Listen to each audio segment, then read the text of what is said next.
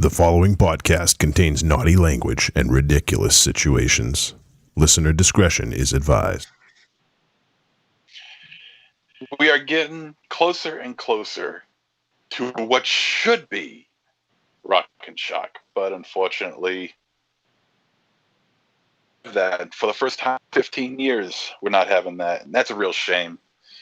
But in order for us to get cheered up, we're going to be reviewing a movie. We're going to be celebrating Cassandra Peterson's birthday, aka Elvira, who just turned 69 today and looks beautiful as ever. And also, we're going to be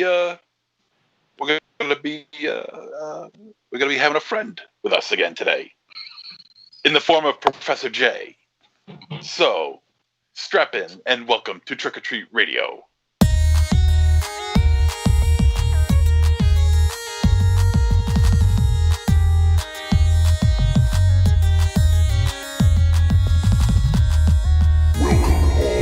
Zombies. You're listening to Trick or Treat Radio, starring the Deadites.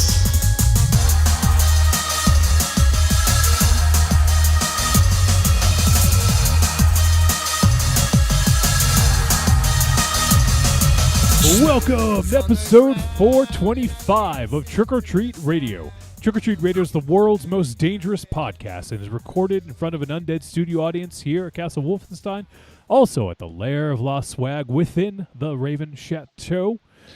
Also, we're broadcasting from Casa de Zero and the Lair of the Gods, and also the home of the Professor. We also are joined this week by Professor J. The classroom. Oh, the class is in session. The lecture hall.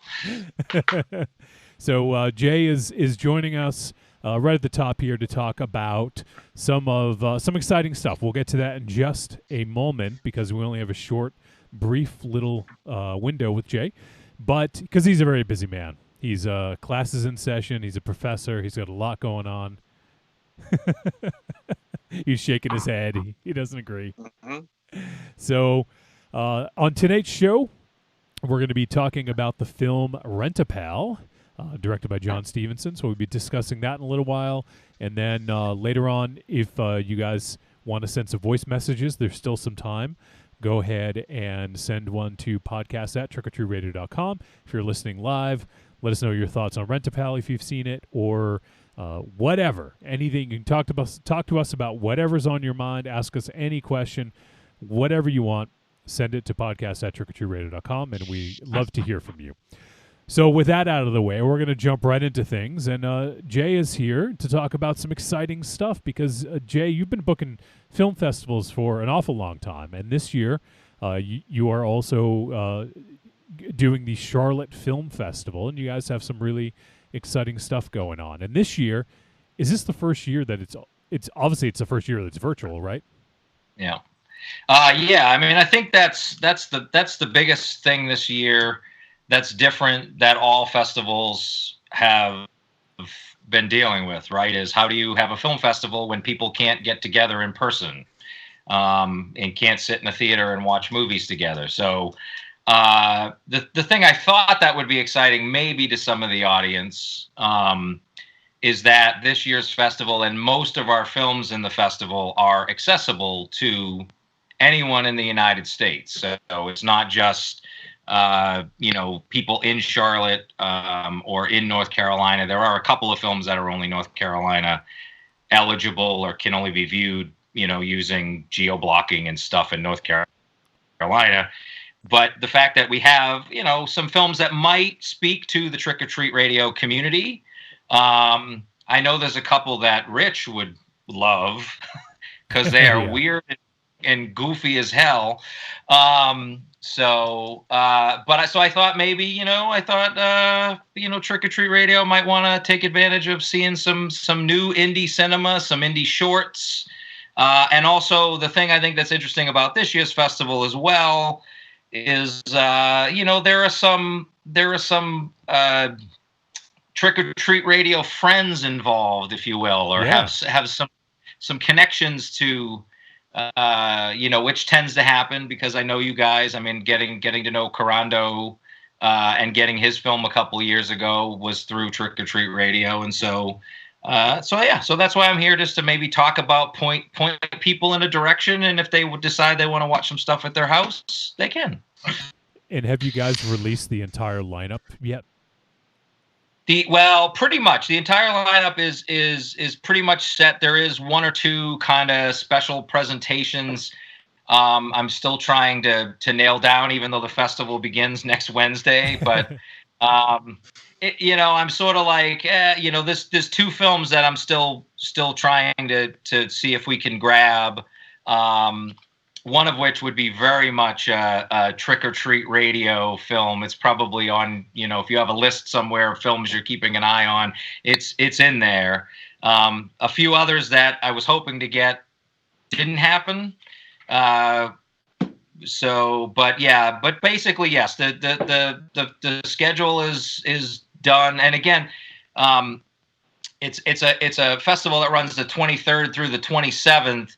And the idea is that if you buy a ticket for something, you don't have to watch it like on a specific day. Most of the movies, you can sort of decide, I want to watch it on the 27th. I want to watch it on the 26th.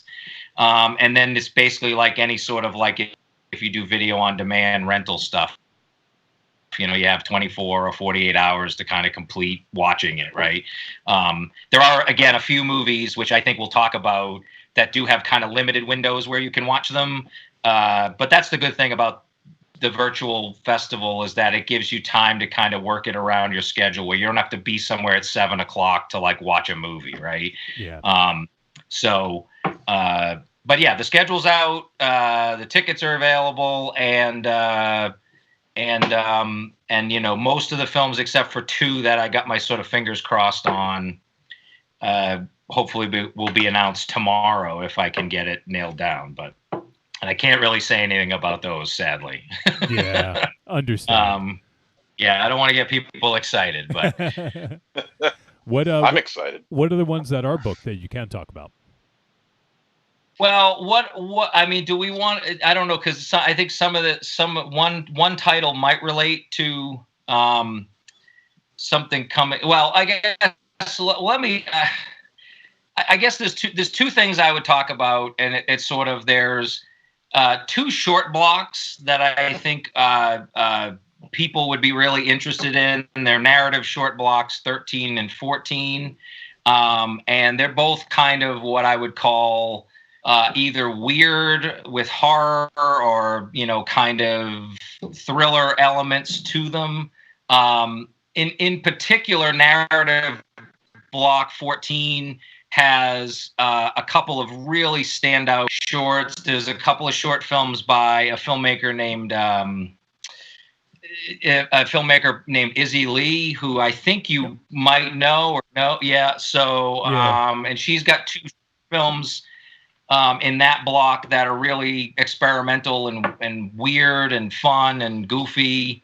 And so that's narrative block.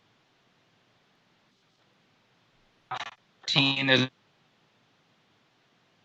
I believe, an Atlanta filmmaker who did a film a couple years ago called BFF Girls, a short film. It was kind of a wacky sort of almost like a Japanese sitcom-y kind of girl Powder Puff Girls film. He's got a film called The Devil's Asshole. Oh, so it's MZ's life story. Yeah. So So, there's that block in particular. I mean, I won't run down the movies if people want to go to, and I'll obviously give the website at a certain point. But if people, are looking for kind of newer, kind of weird, some shorts with horror elements, narrative short blocks 13 and 14 are really kind of the two blocks that do that. 14 is kind of the more weirder stuff. And then 13, narrative short block 13, is more kind of like horror element, kind of thriller element, cult, devil worship sort of stuff. That's the short block, narrative short block 13, which we're showing Skip Shea's Priest Hunter, which is a short film with a very special guest in it. Yes, well, not old, but friend of the show and old co-host on the show, Donna Yeah. Mars. Yeah. Yeah, so Dynamo's in that one, and it's just a really great kind of visceral 5-minute short film called Priest Hunter. And that kind of, if you know that short or you know Skip's work, it gives you a sense of what you're going to get in that block. And so, again, for short films, those are the two blocks. I would sort of highlight, if people go to the website, if they go to Charlotte Film Society, charlottefilmfestival.org, they can look at narrative blocks 13 and 14, and those are the kind of two blocks I think would speak very well to the Trick or Treat Radio people. There's also, too, I will highlight, there is a documentary short block number 1, which I think people would enjoy quite a bit. It's kind of quirky documentaries about people with strange hobbies or strange. So there's a really great short documentary called Kinder Chomper, which is about a Minnesota artist who at night becomes a baby eating wrestler. Once again, MZ's life story. I'll read the description here. It's a mild-mannered artist from Minnesota leads a double life as a baby-eating professional wrestler in Japan. Wow. And it's a very sort of simple, quiet doc because he's a very quiet man. But obviously, it's got wrestling elements to it, and it has sort of goofiness because he dresses up as a guy who eats babies and wrestles. So. And that block, so documentary short block does have a couple of kind of more quirkier docs. There's a documentary about a guy who ordered a pet monkey out of the back of a magazine in the 60s, and it actually showed up at their house.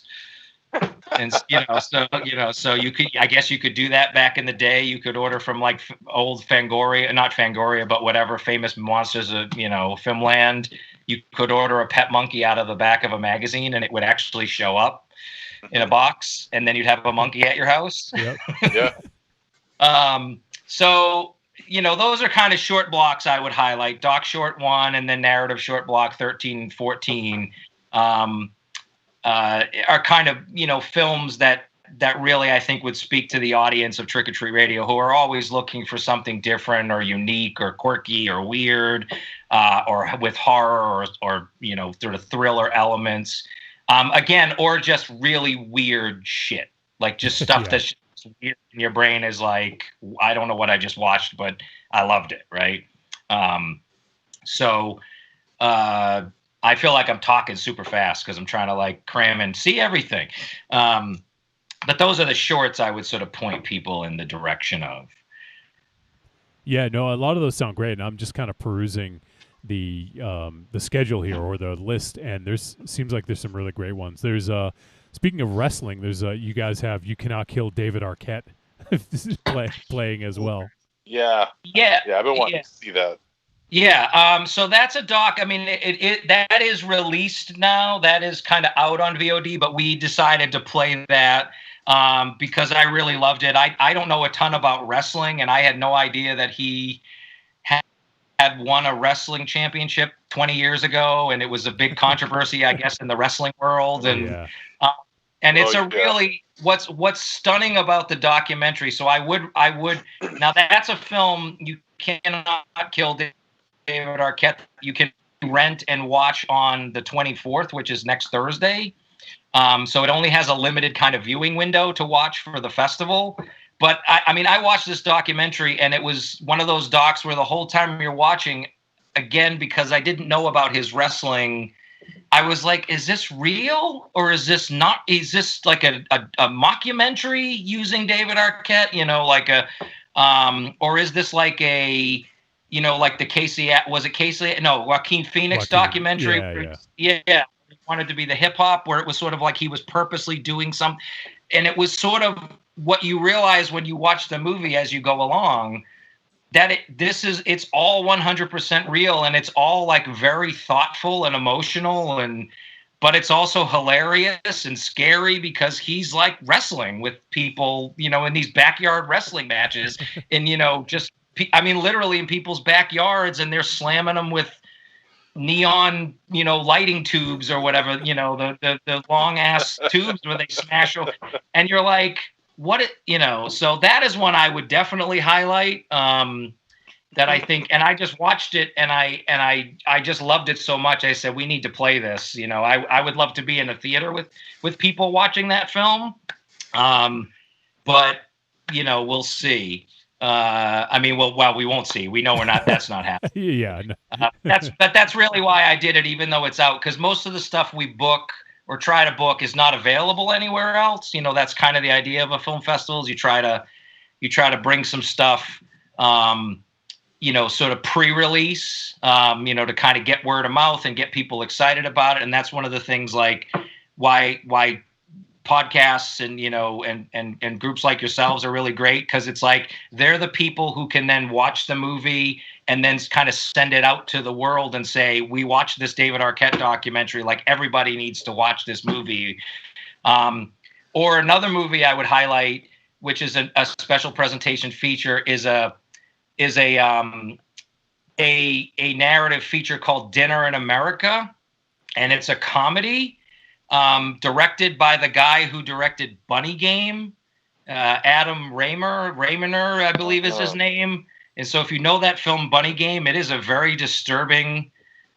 Bunny Game is a very disturbing film. I always say Bunny Game is a film, probably came out 6, 7, 8 years ago, is a film that you show somebody if you never want them to talk to you again, because it's so disturbing. It's almost like Serbian level disturbing, but I would argue it's more disturbing than a Serbian film, because it sort of feels real in a way that Serbian film doesn't, right? It's sort of, I'm watching a movie with Serbian film. And so, but he made this film that's coming out, I believe it's coming out early next year. It's called Dinner in America. It has 2 actors in it that Kyle Gallner and Emily Skeggs, who I was not at all familiar with. Apparently they are known actors though. And it's basically just a kind of a simple love story between a punk rocker and a young woman who's obsessed with this punk rocker. It's goofy. It's funny.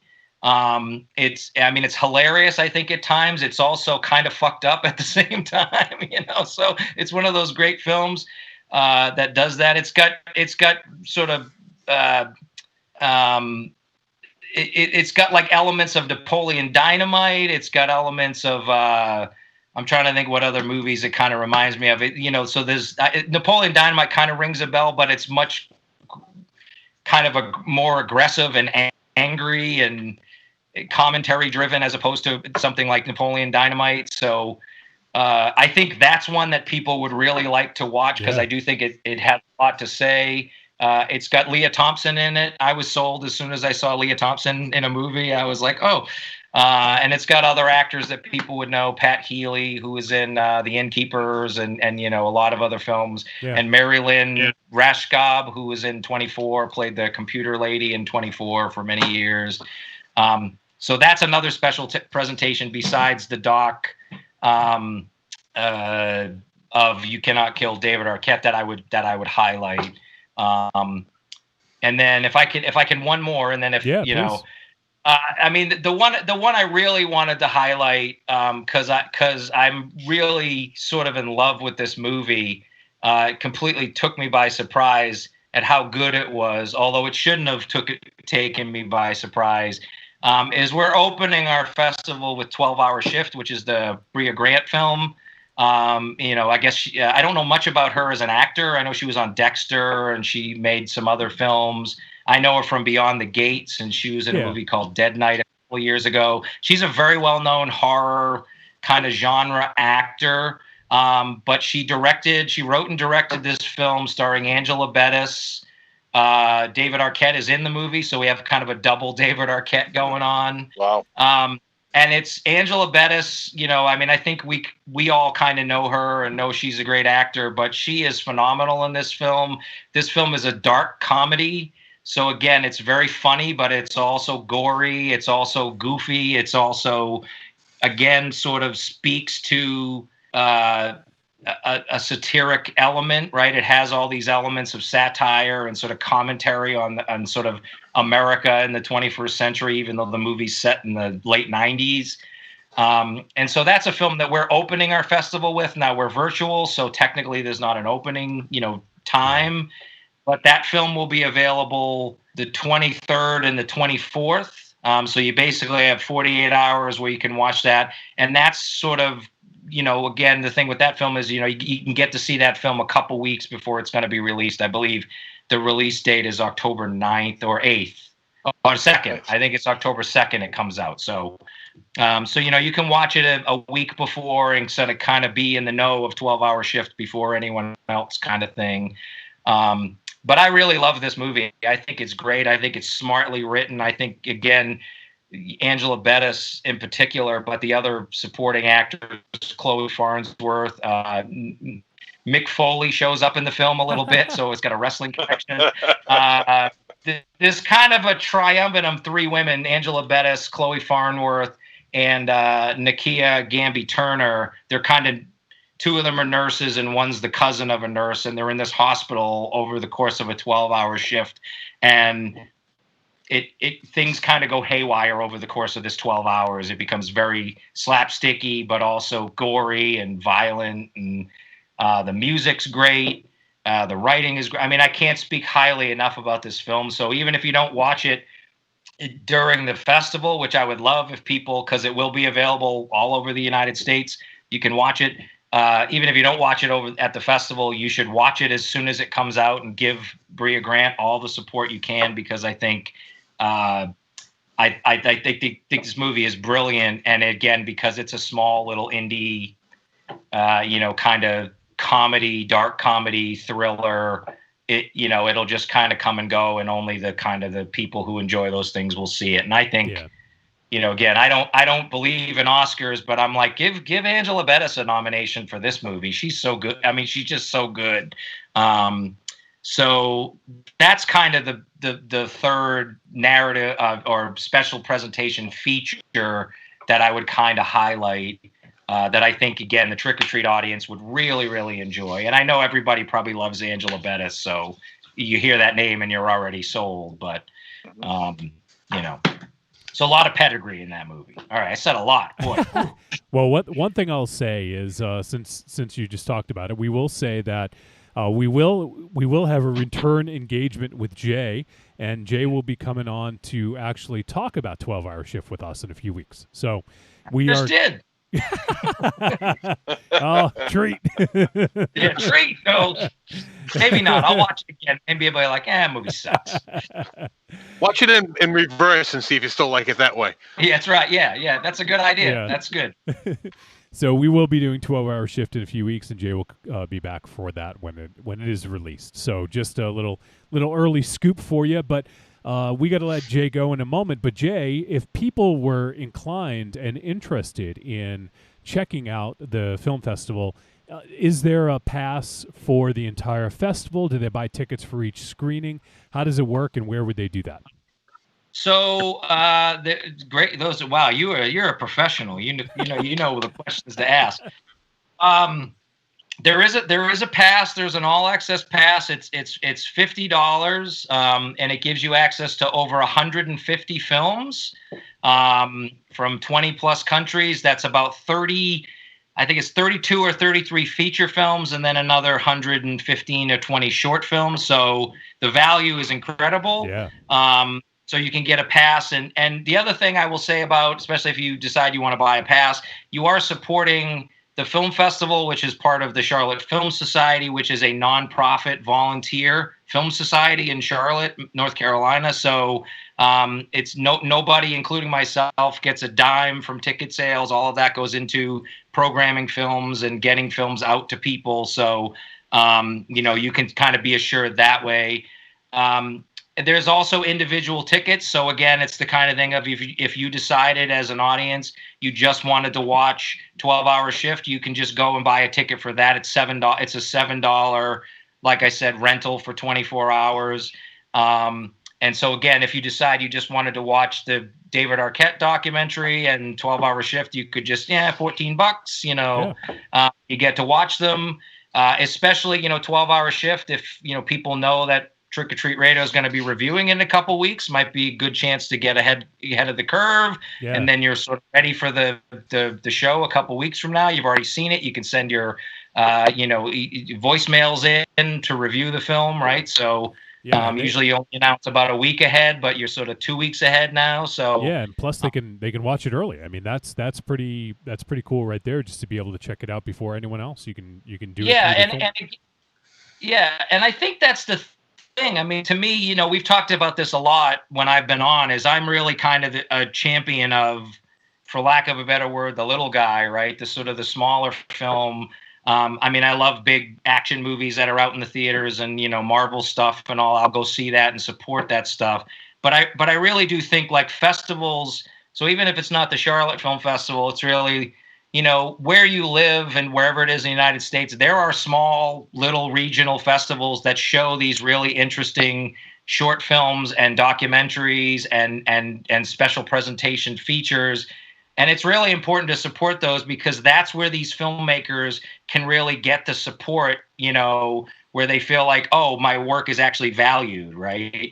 And so I think, being able to see 12-Hour Shift early is great. And then the thing is, if you like it, the thing is you can be somebody who's out there on social media really promoting these films and saying, I saw this movie by, Brea Grant and stars Angela Bettis, and it's coming out on iTunes in 2 weeks, and you need to watch this movie, right? And then again, the idea is, hopefully what happens is, the more people who do that, the studios get wise, and then that's what you're starting to see with, like, Taika Waititi, right? Or I think I can't remember the woman's name, but, like, the woman who's directing the Eternals movie, she directed that movie called The Rider a couple years ago, a small little indie movie. But it's because of that groundswell of people who are watching these smaller films, and that's where you get then the superhero movies or the larger movies are more interesting, because there are these real filmmakers making them, as opposed to just people who are serving, just a studio kind of thing, right? Ron Howard's going to come in on budget and on time, and you want this to happen? Okay. And I'm not saying Ron Howard's a bad filmmaker. I just, to me, it's like, you would have rather seen, what was it, Lord and Miller's, solo than Ron Howard's solo, right? I mean, or Edgar Wright's Ant-Man versus Peyton Reed's Ant-Man, right? It's like, because those are people who understand filmmaking and they understand a property maybe better, because they're, so I think that's, I know I went off on a little bit of a tangent, but I think that's where supporting these smaller films, even if they're just short films, right? Yeah. And giving those filmmakers sort of like the energy to kind of go, oh, people want to see my stuff, right? Skip was showing Skip Shea's short, he needs that support from people to go, okay, what I'm doing people like, and I need to keep pushing through, right? Even if the money's not rolling in. And so that's what I think you can do by supporting either the Charlotte Film Festival or just any regional or local festival that's in your town. I know Rock and Shock has Rich was talking about at the beginning, it's not happening this year, but they always have a film festival as part of that convention. Am I correct? Right. So I think, right. Well, most of the time they didn't do it the last year. Yeah. But again, that's what I mean. Attending those small little convention festivals are important. So all those horror filmmakers and all those sci-fi filmmakers can be in a room with horror and sci-fi fans to get support and energy. And, even if their movie's not great, you're like, okay, it wasn't great, but I learned and I can sort of build up. So, yeah. Yeah, so there's some really great stuff. If you guys want to check it out, you can go to charlottefilmfestival.org. You can get all the information there, and even if you don't have, I know times are tough for some people. Even if you don't have the money, just check out some of these films, read the write-ups, and share it. And maybe some other folks who may be into that sort of thing may want to take a stab at it. But yeah, I mean that's the great thing about these, is that they can still continue on. And I know a lot of distribution companies are probably really hesitant to have their films shown online like this, because it could get torrented, and then all of a sudden you blow your release date and it's online, and so there's a lot of dipping toes into water here for you guys, for the film festivals, and also for the major companies that are putting these out there.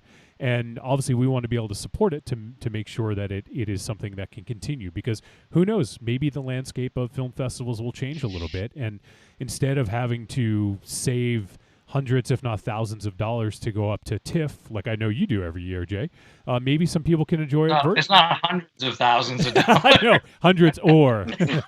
Yeah, okay. Yeah, that's Toronto's not. It's Sorry, millions. Save your millions. It's that exchange rate that's a killer. Yeah. That is true. No, the exchange rate's great going there. It's coming back when it sucks. You're turning in them loonies, and you're like, oh boy. But yeah, no, I mean, again, yeah. So, yep. Yeah.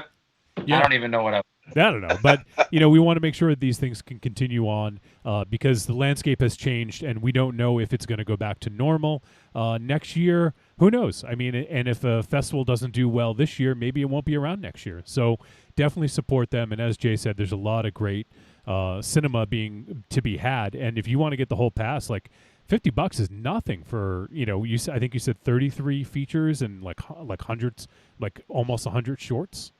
Yeah, it's a little over 100, but yeah, there's 30-something features, and again, of all different varieties. There are comedies, there are dramas, there are, again, the 12-hour shifts and the dinner in Americas, which are sort of darker. There's some really great documentaries. There's a documentary, I never thought I'd be saying this, but a really interesting documentary about the emoji.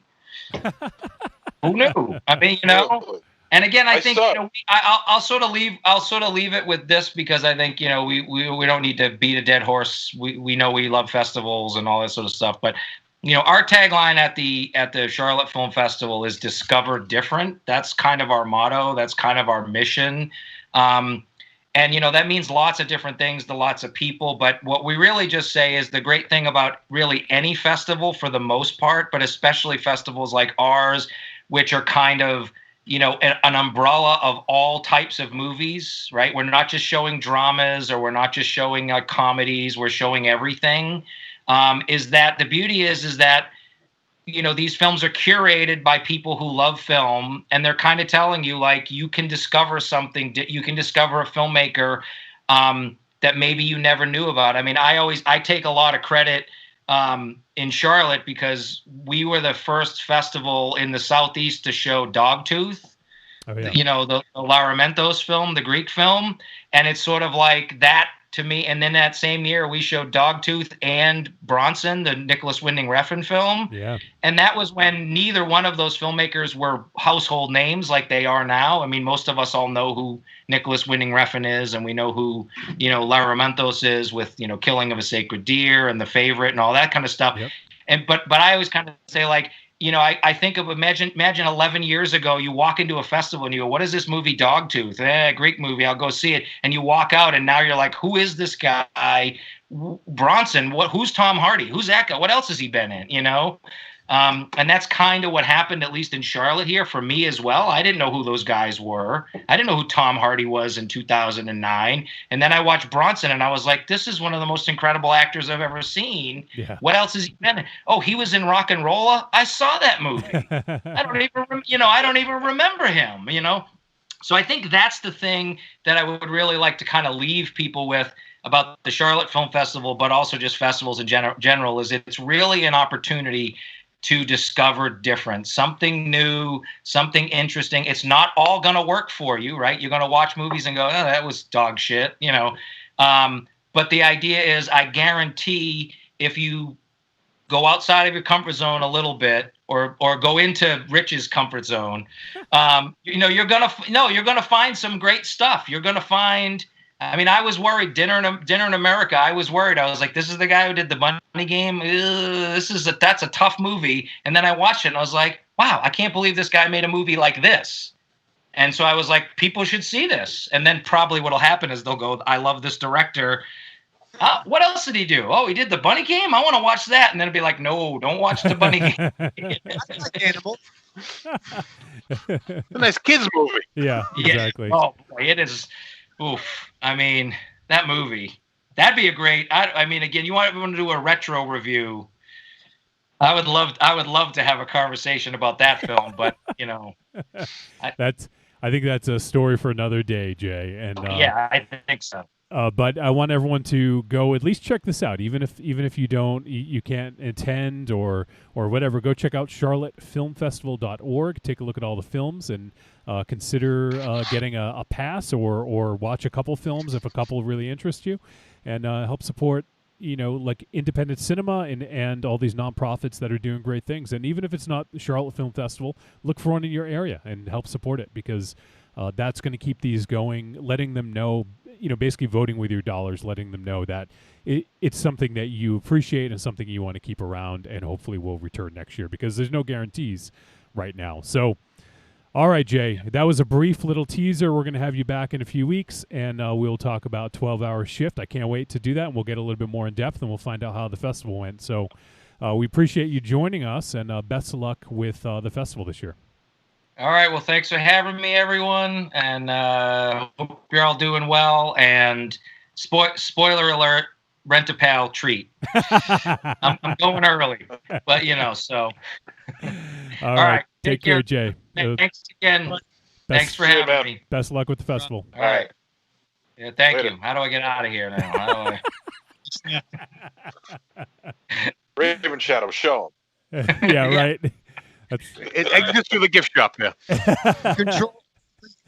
Control Alt Delete Alt F4 Raven Shadow. I will add too. I like that Raven Shadow and I both have our Miami Connection posters. Oh, look at that. Yeah, so we're connected. Yes. Dude, we are connected in so many ways. Come back. Boy. Right here. There it is. You have to point that out to him. Yeah, great. Toronto connection. Anyway, great seeing you guys. Thank you so much. All right, and I'll talk to you soon. All right, take care, buddy. Later. Bye. Bye. Bye. All right, well, it's He's a piss to that guy. always a pleasure to have Jay join us, so we appreciate him. Yeah. And I know, we're going to have him back in a few weeks. Yeah. You excited, Raven Shadow? I am. And you know what? Since you guys were all good sports, you didn't really, get a chance to talk very much during the intro because we jumped right into talking to Jay. We'll do some intros. I love how Aries and MZ are like groaning.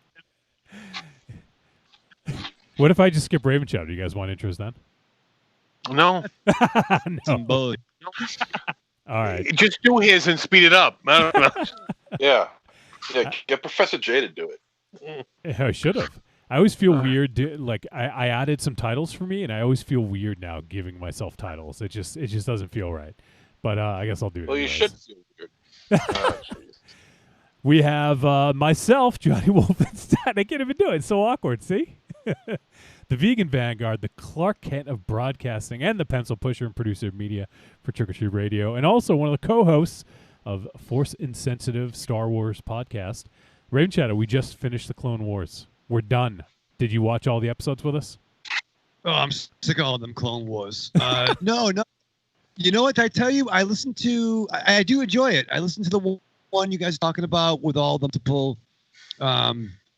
multiple fets. Or they were like, what were the bounty hunters that were all cloned from each other? There was like a big one. There was like a. Oh my God! You know what I'm talking about? You're talking about the clones. See what you started, Wolfie? You got no one to blame but yourself. Why are there so many Clone Wars? Like, there's fucking, like, tons of them. But you know what I'm talking about? That was a fun episode. I listened to that one. So you like the episode of the Clone Wars with the clones? Okay. No, they were all into. There was there was a crew. Go play with your fucking cord. You talking about the Bad Batch? Yeah, the Bad Batch. Yeah. And actually too, I was gonna leave a voicemail. Maz made a joke that nobody got, but I did. He made the Echo the Dolphin joke, and I laughed. Oh, I did. Yeah, I totally missed that one too. Yeah.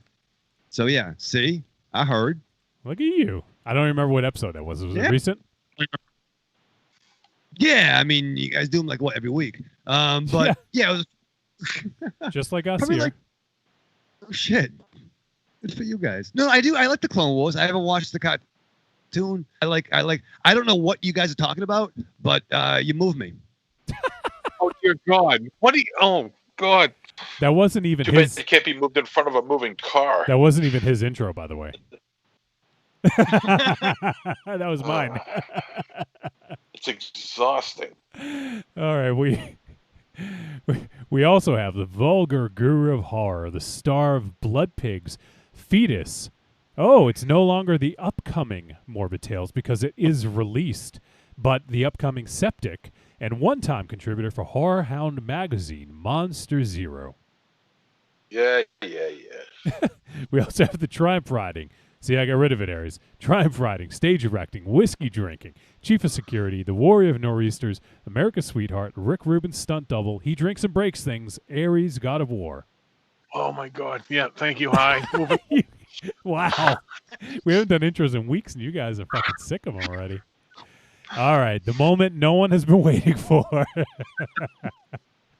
We have the chain smoking, hand kissing, baby shaking, razapam loving, former comic book reading nerd, the official smoke chamber for the Lair of Lost Swag, Pimper Promotions, the Italian rapscallion, the professional bullshitter, the cool principal, the proprietor and secretary of the Sexy Speakeasy, Mr. Runtime, the Duke of Degeneracy, the glorified grip, and the Parisian Bruja himself, Michael Ravenshadow.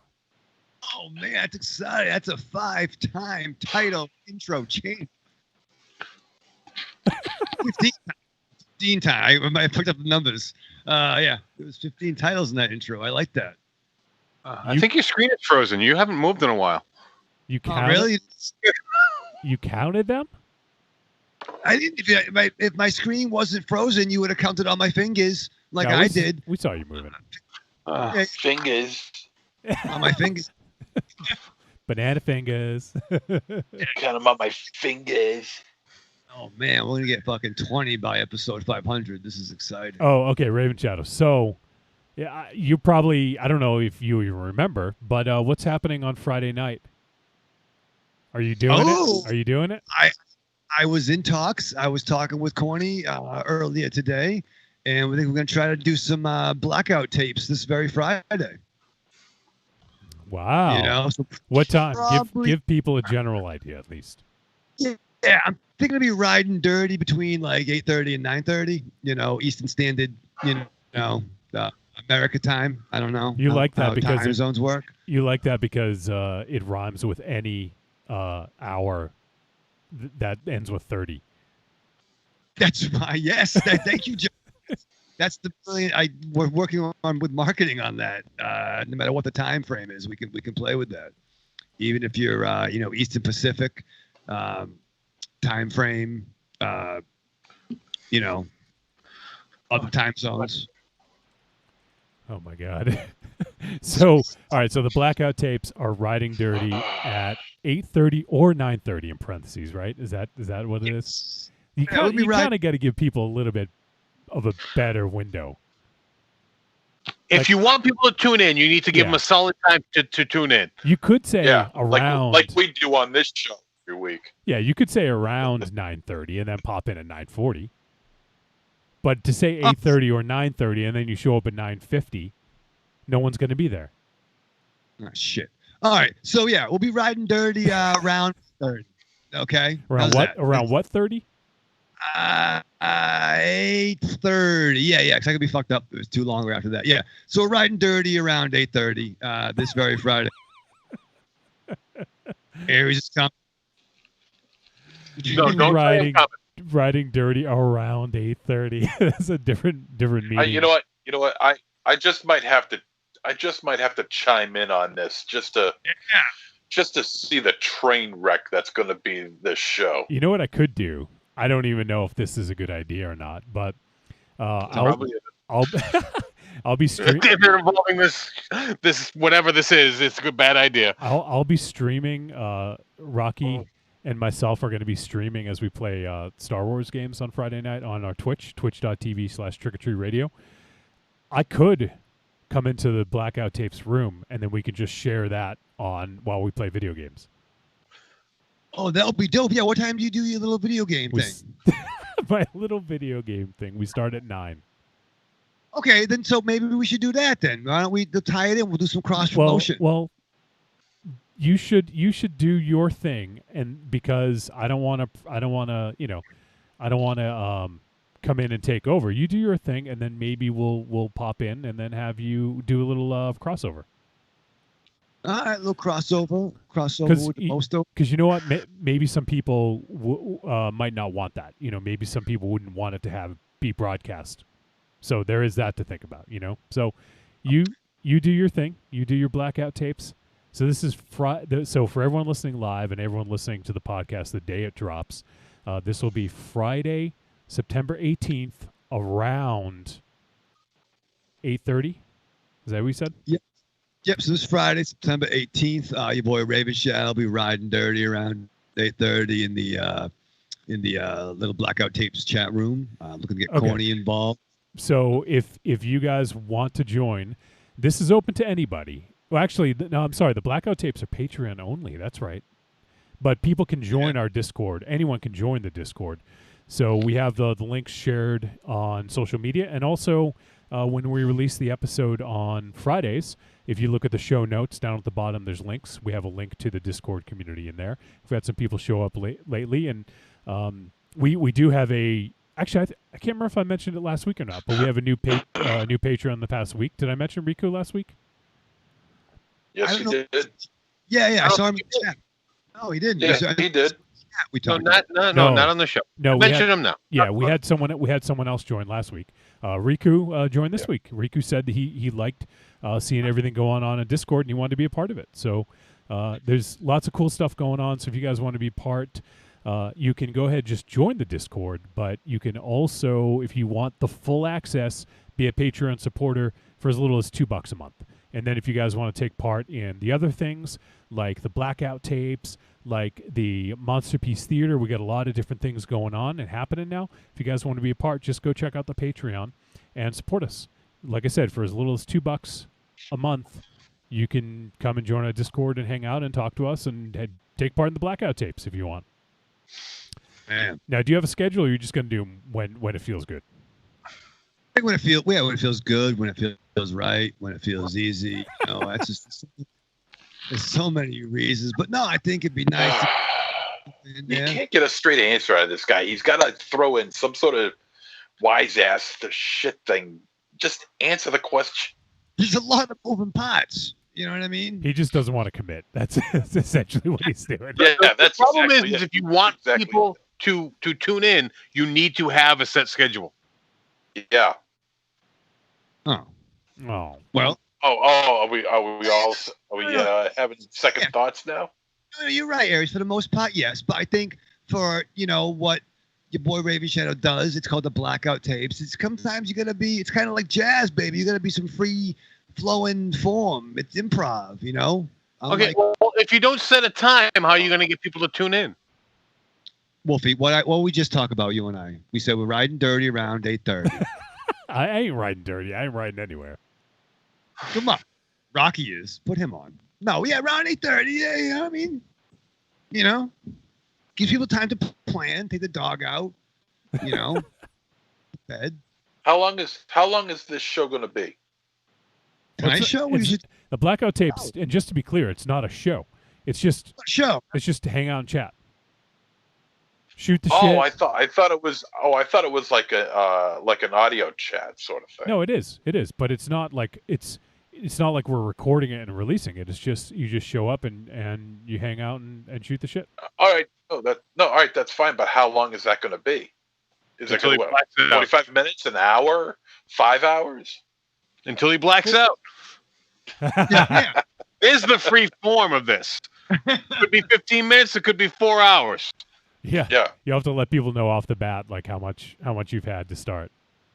Oh man, there's a story I can't tell on air, but oh man, about something similar. But yeah, no, I mean it's like we're just talking. I mean, when your Nana calls, how long do you talk to her? You talk to her for 2 minutes longer.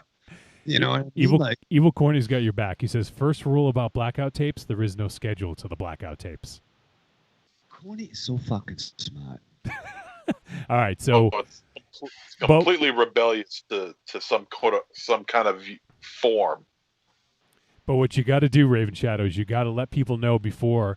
Just pop into the general chat room and you can tag everybody by saying at here. You know that at symbol? Oh boy. Yeah. Have Marion go into the general chat. Yeah. You can tag everybody, say here, so that way everyone in the chat gets to see it and say we're starting the blackout tapes now, and then you pop in there, and then people get notified that it's happening. So, or maybe I'll show you how to do it the first time. All right. Yeah, can I call you around 7:30? No, not an hour before. All you gotta do is just shoot me a message right before you're about to go on, and then I'll send the first message to tag everybody, and then you can see how to do it from there. Thank you, Wolfie. And Courtney says, second rule of blackout tapes, this is all subject to the blackout tapes. Is that true? Now you're just instigating. No, he's helping. Okay. He's instigating. He's antagonizing. No, he's inspirationing. Inspirationing? That's not a word. No, but he's fine. No. Corey and I, we talk about writing his words down and making a Raven Shadow dictionary. That's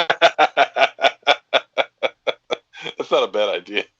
You know what? Like, somebody in the future, we're talking hundreds of years from now, they're going to find these episodes somehow, and they are going to create a fucking language based around Raven Shadow's jargon.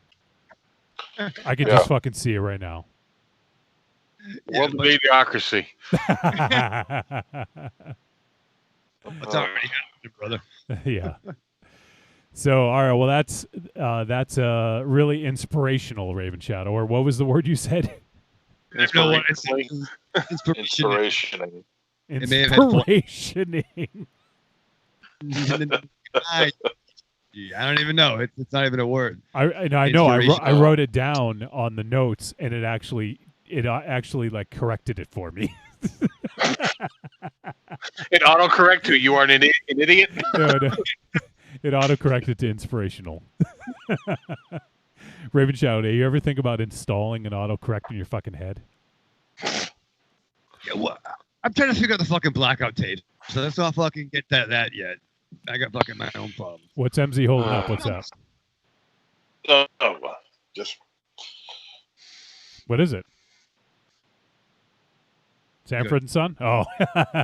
Use your words. Yeah, you could. This is an audio podcast. This is an audio show. You could tell people. You could help out. It's a Sanford and Son pop that Corny gave me. Oh, I still got it in the package. That's nice. New in box. It's nice. Is it NIB? Yes, it is. So, all right. Well, there you go. Blackout tapes happening this Friday. Go hang out with Raven Shadow. If you guys are like dying, if nobody shows up, who knows? Maybe it'll never happen again. So if you want this to be a thing, please, Raven Shadow will get awfully hurt if nobody shows up. I will laugh. I will laugh. But if two people show up, we'll never hear the end of it. Well, you're gonna have two. It's Raven Shadow and Corny. Yeah. It's gonna be a Friday night chat. That's about it. That's fun. Yeah. Those Friday night chats would have been some fucking dope shows on this show or the fucking Tales of the Canopy program. You know what I mean? Like, we do some fucking good shows. Some deep dives. We talk all raw.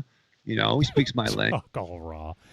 So once again, if people want to join in, you got to be a Patreon supporter. Head on over to patreon.com/trickortreatradio. Honestly, that's why Riku fucking became a Patreon supporter, because he wanted to talk to you, which is fucking kind of stupid. Sorry, Riku. No, it's not. It's not. But that's like insane that, you know. It's why I wanted to do it. I saw the Rico thing. I'm like, you know what? Fuck it. We're doing it. You know, be me, you know, Corny. Did you call him Rico? I said Riku. Okay, just making sure. Fucking don't be like them, Johnny. Marion pops in the chat room and says, I have a feeling I'm going to have to send Raven Shadow screenshots on how to join the voice group. Yep. All right, so if you guys want to become Patreon supporters, you want to take part in the first ever Blackout tapes, go ahead and check out our Patreon, patreon.com/trickortreatradio. I haven't added the blackout tapes as a perk yet because I didn't know it was actually happening until like literally right now. So I will attempt to add that in at some point. But yeah, if you guys are interested in checking that out, go to patreon.com/trickortreatradio. And as soon as you become a Patreon supporter, it'll send you a link to join our Discord. So if you're not already a member of the Discord and you do sign up for Patreon, it's all linked together. So it'll send you an invite and then it'll give you the proper title. Otherwise, you can go ahead and click the show notes. So if you listen to the show on our website, trickortreatradio.com, if you listen to it on Apple Podcasts, wherever you listen to it, scroll down to the bottom of the show notes, and then there will be a link in there to the Discord group. So there you go. So should be exciting. We appreciate all the support of our Patreon supporters. And if you want to become one, go check out patreon.com/trickortreatradio. Also, if you guys want to support, there is another way. You can go to trickortreatradio.com, scroll down. You're going to see an Amazon logo. You're going to click that. It's going to bring you to Amazon. It's going to input our affiliate link.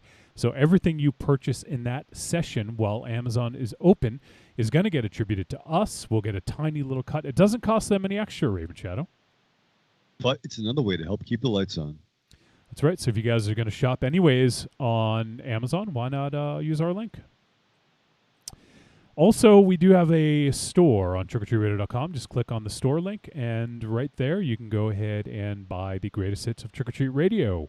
$3 a pop each, and especially for our new listeners, if there's some stuff you haven't heard before, you get kind of like a nice little sampling of everything that we've done over the previous 425 episodes. So there you have it. You get some highlights, some lowlights, some midlights, and everything else in between. So that is going to wrap up this portion of the show. But Raven Shadow, you sit down and watch Rent-A-Pal. I know you've been awful lonely during the pandemic. So what do you do to prepare to watch Rent-A-Pal? Oh man, I take a shower. Put a nice outfit on. Take Ollie out. I get dressed. Put my nice, maybe I make my own tape. I make my own little friend tape of myself, video camera of me. I make a short film called I'm So Lonely. And that's available really nowhere, but maybe I can get it into next year's Charlotte Film Festival, Professor J. He's listening. And actually, I didn't have a chance to talk to him. I wanted to call Jay. I want to see if he can maybe get Wonder Woman 84 in his film festival because Mary's birthday. And I'd like to be able to see that and not go into a theater. Well, they delayed it again. Did you see that? Yeah, it's coming out December, right? Yeah. Yep, and it's gonna say fuck it to Black Widow. What's happening with Black Widow? I don't know. Yeah. So I think about Will Wheaton. Will Wheaton. Will Wheaton? Will Wheaton. I don't know. Fuck it, man. Just fucking strap on. I'm lonely. The following message is a paid advertisement for the Cult of Muscle podcast. The Cult of Muscle. You're either in it or you're dead. It's the dawning of a new age. The halls of Valhalla have been shuttered. The heroes of yore have either retreated to the shadows or taken to capering for the amusement of the small folk. Their past glory is a distant memory. The barbells have been torn from their once puma-strong grips. The beards shorn from their square jaws, only to be transplanted onto flannel-clad, puny weaklings with fingers barely powerful enough to strum a ukulele. The time has come, my brothers, to restore order from the chaos. No longer will our heroes be forgotten. No longer will their great deeds be viewed through a foggy lens of irony. Hear now our rallying cry as we scream it from the mountaintops, as we bellow it from iTunes and Libsyn and Facebook. It's time to join the cult, my brothers. So don your cloaks and enter the Cult of Muscle. I'm Alex West. And I'm Andrea Subasati, and we're from the Faculty of Horror podcast. And you're listening to Trick or Treat Radio. Oh, delicious nerds. Ms. M knows you like to chat it up with other sexy shut-ins about comics, movies, video games, and your favorite TV shows. If that sounds like you, cuddle up to the Trick or Treat Radio Facebook group, or the FIB. That stands for Fan Interaction Board. Just go to Facebook and search for Trick or Treat Radio and have more fun than a Jedi at a lightsaber sale. Not enough? Watch us on YouTube, The Deadites TV, all one word. Last but not least, check out the world's most dangerous talk radio show, Trick or Treat Radio, at trickortreatradio.com.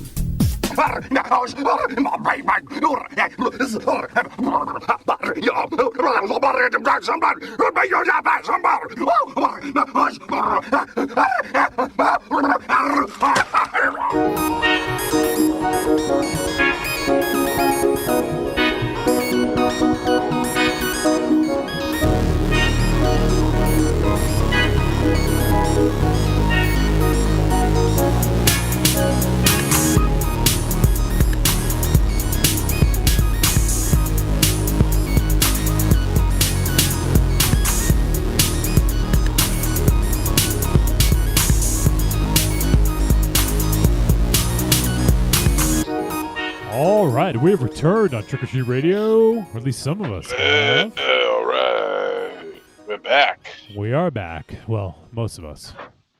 The ones that matter. Let's be fair. Yeah. Did I squeeze into the ones that matter? Yes, you did. Yes, you Okay. did. You narrowly made it. You narrowly made it. Oh, shit. All right, so we are going to talk about Rent-A-Pal. Rent-A-Pal is from 2020. It is 1 hour, 48 minutes, horror thriller. And it is... This is funny. I'm looking at... You know how foreign films will give like typically the name in America, and then underneath it, it'll give the original title, whether it's in a different language or whatever. Well, Rent-A-Pal says, original title, Rent-A-Pal. So apparently it was called the same thing. It's funny to see. But this film was written, directed, and edited by John Stevenson. And interesting that this is John Stevenson's feature film debut as a director anyways. He's written some films, and he has been he's acting, but this is his first time as a director. So looking forward to chatting about another feature film debut. And the film stars Will Wheaton, Will Wheaton, Brian Landis Fulkins, Amy Rutledge, Kathleen Brady, and I guess those are the ones that matter. We got a couple other people here and there. Oh, Adrian Egolf as Diane, who I thought was kind of a funny character. And the synopsis: set in 1990, a lonely bachelor named David searches for an escape from the day-to-day drudgery of caring for his aging mother. While seeking a partner through a video dating service, he discovers a strange VHS tape called Rent-A-Pal. Hosted by the charming and charismatic Andy, played by Will Wheaton, the tape offers him much-needed company, compassion, and friendship. But Andy's friendship comes at a cost, and David desperately struggles to afford the price of admission. So, all right, Rent-A-Pal. This one is from IFC Midnight. They're distributing it here in the States, at least. And I mean, not that he's done a lot of genre stuff, but I believe this is the first film we've ever done with Will Wheaton. I mean, he's a fairly well-known actor, personality, pop culture sort of icon. So, kind of interesting that this is the first time we've done anything from him, I believe. Well, I think a majority of what he does is just himself. Like, true, he kind of plays himself in different things. Yeah. Which is interesting. He was a recurring guest. He was a recurring guest on what's the name of that geek show? Big Bang Theory. Big Bang Theory. Yeah, he was a recurring guest on that show where he was like Sheldon's arch enemy or something like that. Yeah, he was playing himself on it. like an angry, evil Will Wheaton. Apparently, he played Aqualad in Teen Titans Go as well. Raven Shadow, what do you think of that? Really? Yeah. No kidding. Yeah. Oh, good for him. Good. I love Aqualad. Big I know ups you to do. him. Yeah, big ups to Aqualad. I love Aqualad. Oh, also, but he's also big in the pop culture thing with where he did Stand By Me and he did Star Trek: The Next Generation. So he's got a cult following with him. Also, well, he's kind of hated for Star Trek. Yeah. Yeah. Yeah. Also, MZ, he was the voice of Perceptor in Transformers: Power of the Primes miniseries. No kid. Huh. Wow. Was that good? I wouldn't know. I never saw it. Oh, what the fuck? You didn't see a Transformers thing? There's a lot of Transformers I have not seen, dude. A lot. I'm disappointed. Okay. I don't even know what is life anymore. That's disappointing. Oh, man. Optimus Prime is rolling in his grave right now. Yeah, Jesus Christ. He's transforming and rolling out in his grave right now, even though he came back to life. Wait, there was a Guardians of the Galaxy TV series?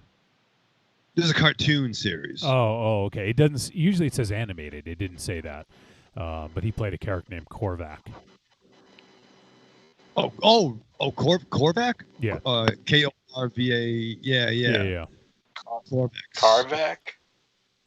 Not Carvac. Not like Carvac. Like. And MZ, he also did the voice of Perceptor on Titan's Return TV miniseries. You see that one? Yes. Okay, so yes. So you have heard him do Perceptor. I didn't. You saw Returns, but you didn't see the original. Well, I remember. I did see that one. I didn't realize it was him though. But that's interesting. He did a Perceptor. Yep.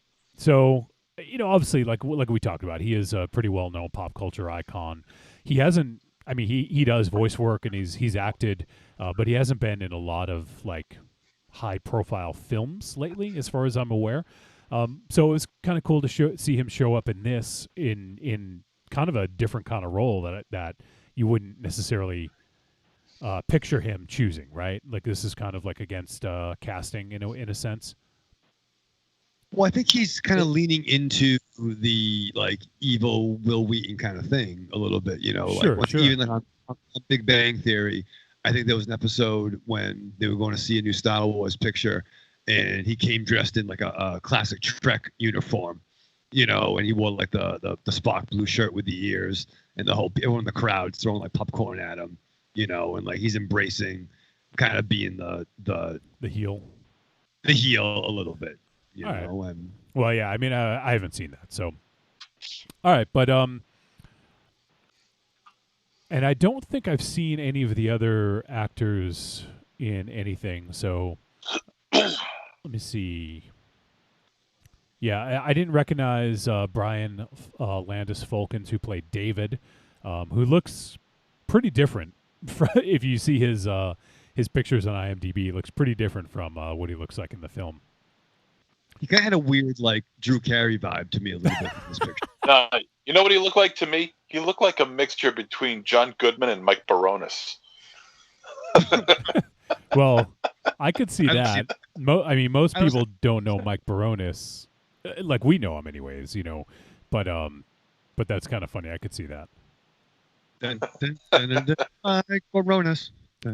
All right, so let's jump into this flick. And so right off the bat, we get a good feel for like this. This is like putting you straight in the middle of the 90s, right?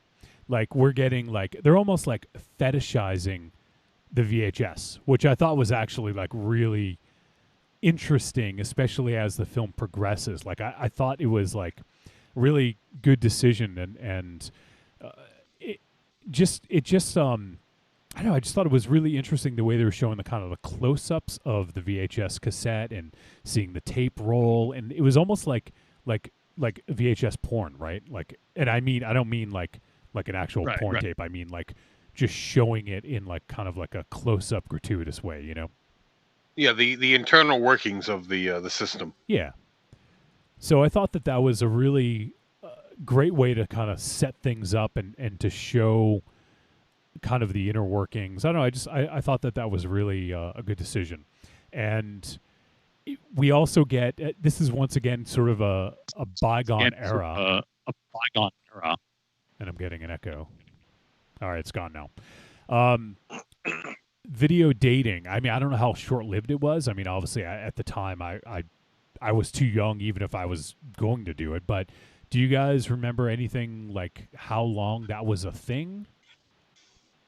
I mean, I do remember that existed, where you'd have to get tapes to bring home and watch, and there'd be multiple people on one tape. I also was too young to really experience it. I don't know whether it was accurate where they charge you for coming in to get every tape and everything. Yeah. MZ, you're a little bit older than us. I don't know. I mean, I'm not saying you did video dating, but do you know anything about, like, in terms of like when it was a thing? Like, was it like a okay? Oh yeah. Oh yeah. Oh, yeah.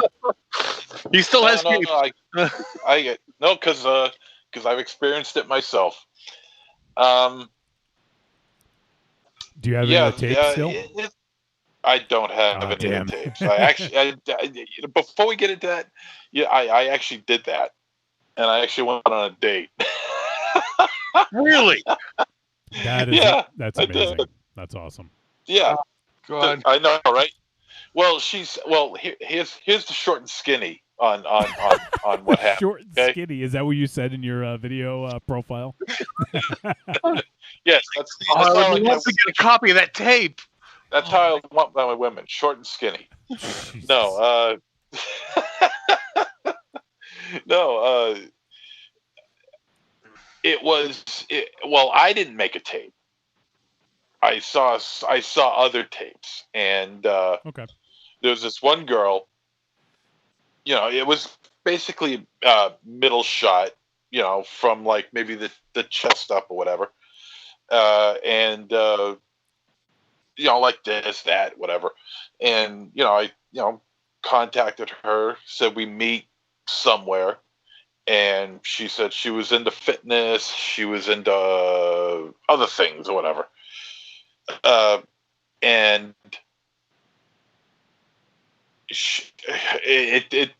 I mean, we went out to eat, and that was pretty much it. There was really nothing to it. No, there was no connection there.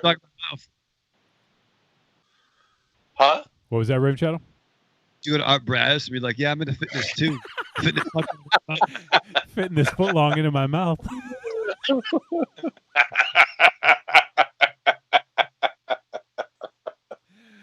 But I mean, we connected and we went out to eat, and that was the end of it.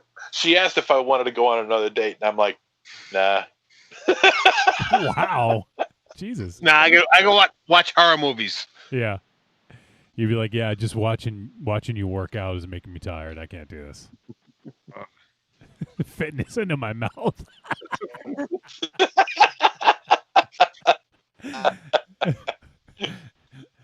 Well, the thing is that all right, look, I was a completely different person back then, and bear in mind, this is around mid to late 90s, okay, where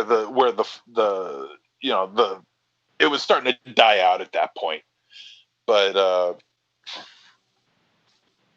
it must have been like an old tape or whatever. Because when I saw her, she didn't look anything like she did in the video. Okay. She didn't look anything like she did in the video. She looked a lot worse. She looked about 10 years older. Huh? What? She looked about 10 years older. No, I wouldn't say that. I don't know. Maybe it was sitting around for about a year. Who knows? But I mean, she was kind of built like a brick. I mean, like a brick. Like a brick. What is that? What does that even? I don't even know what that. Well. I don't know if I want to know. Let me set the visual for you. Okay. Do you know what a brick looks like? Yes. Okay. Now put it on end, and there you go.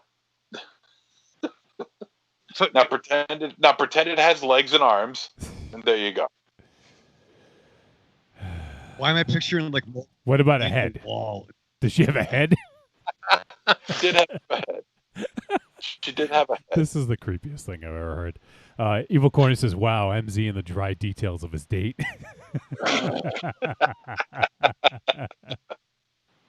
Now, I mean, as far as the whole video dating revolution went, I mean, thanks to VCRs, that stuff started. I think it started sometime in the mid '80s. Because Love Connection was a big thing. So that was like video dating service on TV. So the whole video dating service idea probably started around the mid '80s, and it lasted for about maybe a good solid decade. All right, yeah. Yeah.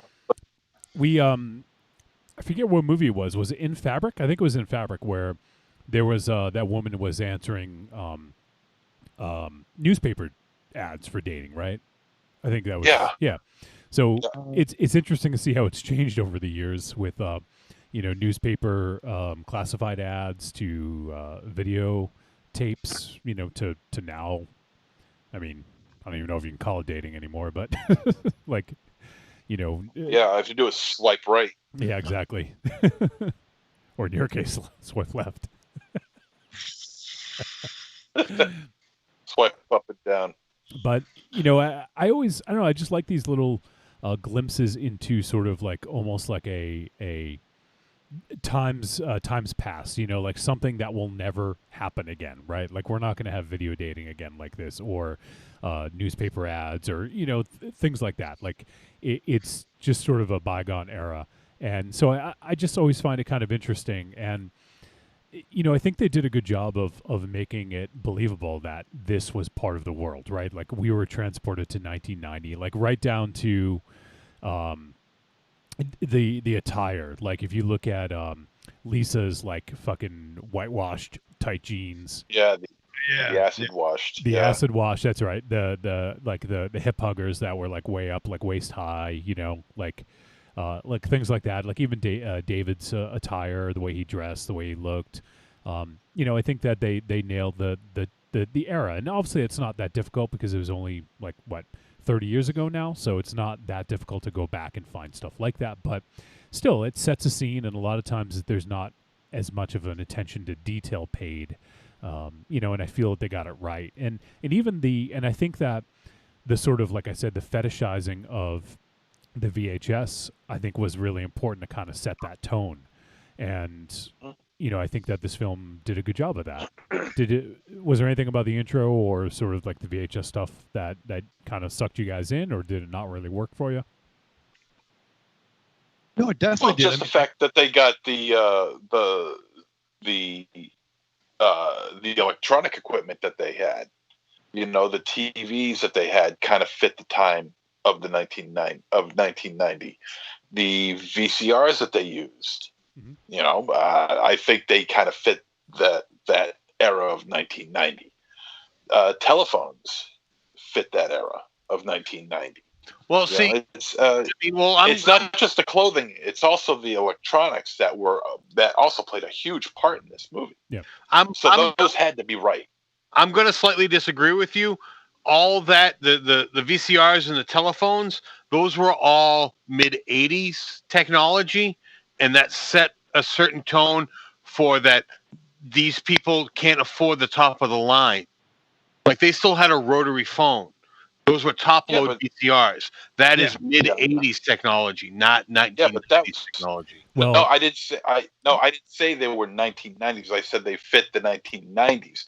They wouldn't have new stuff. Well, Well, no, that's what I'm saying. It set the tone, given the financial type of people they were.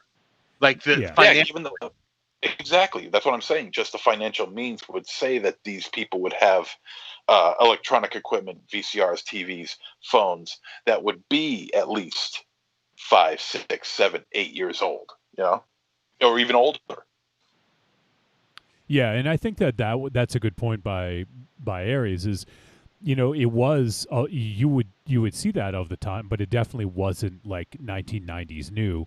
They were rocking stuff from a few years ago because, Right. as David stated, they're living off his mother's Social Security. Like, he doesn't work; he just takes care of her all the time. He can't even be away from her for more than an hour without bringing her to the the was like the nursing home or whatever.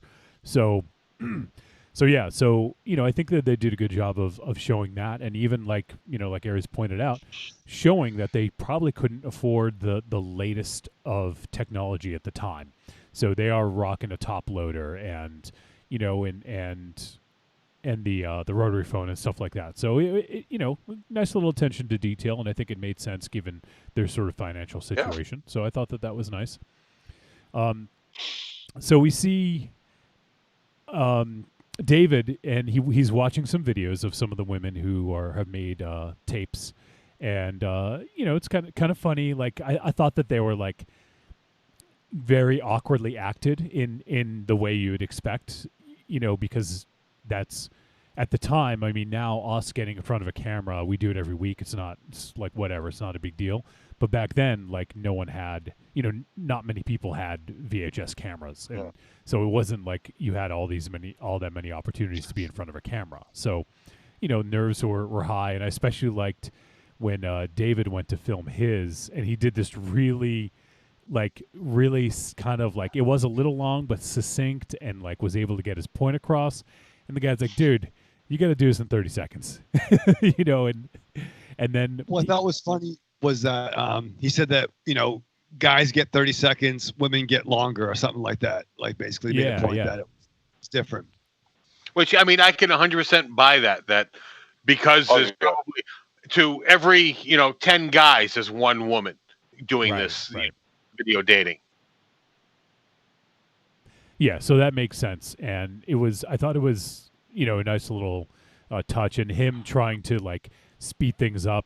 He definitely wasn't quite able to get his point across as well, and you could see he's like working against the clock, and the guy's like, come on, and he's just fumbling over his words, and it was like, oh god, it was so awkward. So because it was a different time, even if you look back, it's a topic, but look at like music videos, like early MTV era. Like, no one knew what the fuck a video was, but then when you get to like the Aerosmith or Guns N' Roses epics that came later on, once again, it's still very dated, but no one really knew what it was like to kind of be in front of a camera. Yeah.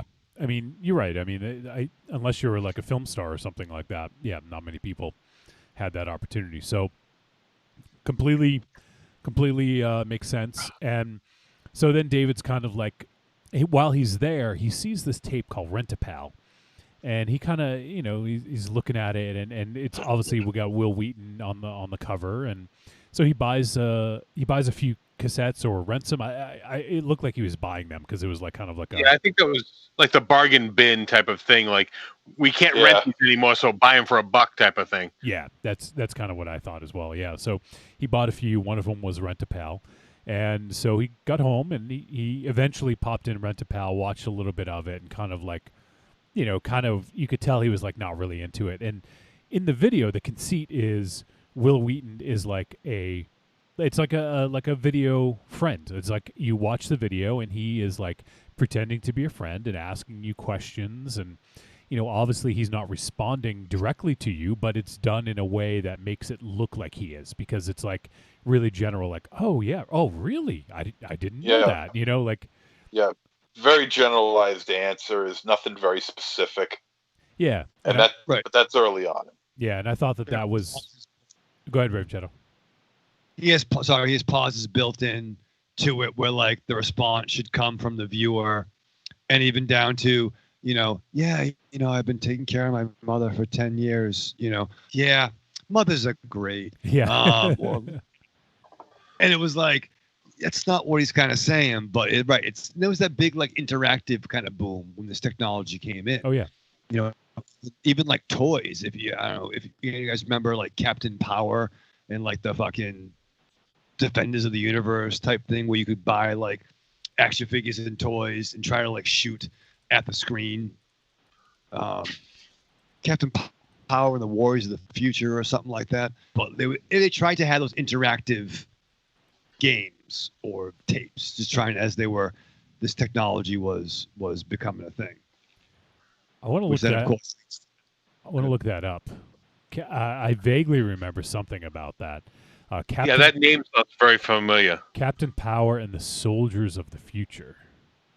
Yeah, there was Captain Power had like a gold armor. There was a guy with a jetpack. He was blue, and there was like essentially they were like knockoff of Centaurions, but G.I. Joe scale. But they had cool ships, and they were fighting like evil, like, apocalyptic villains that took over.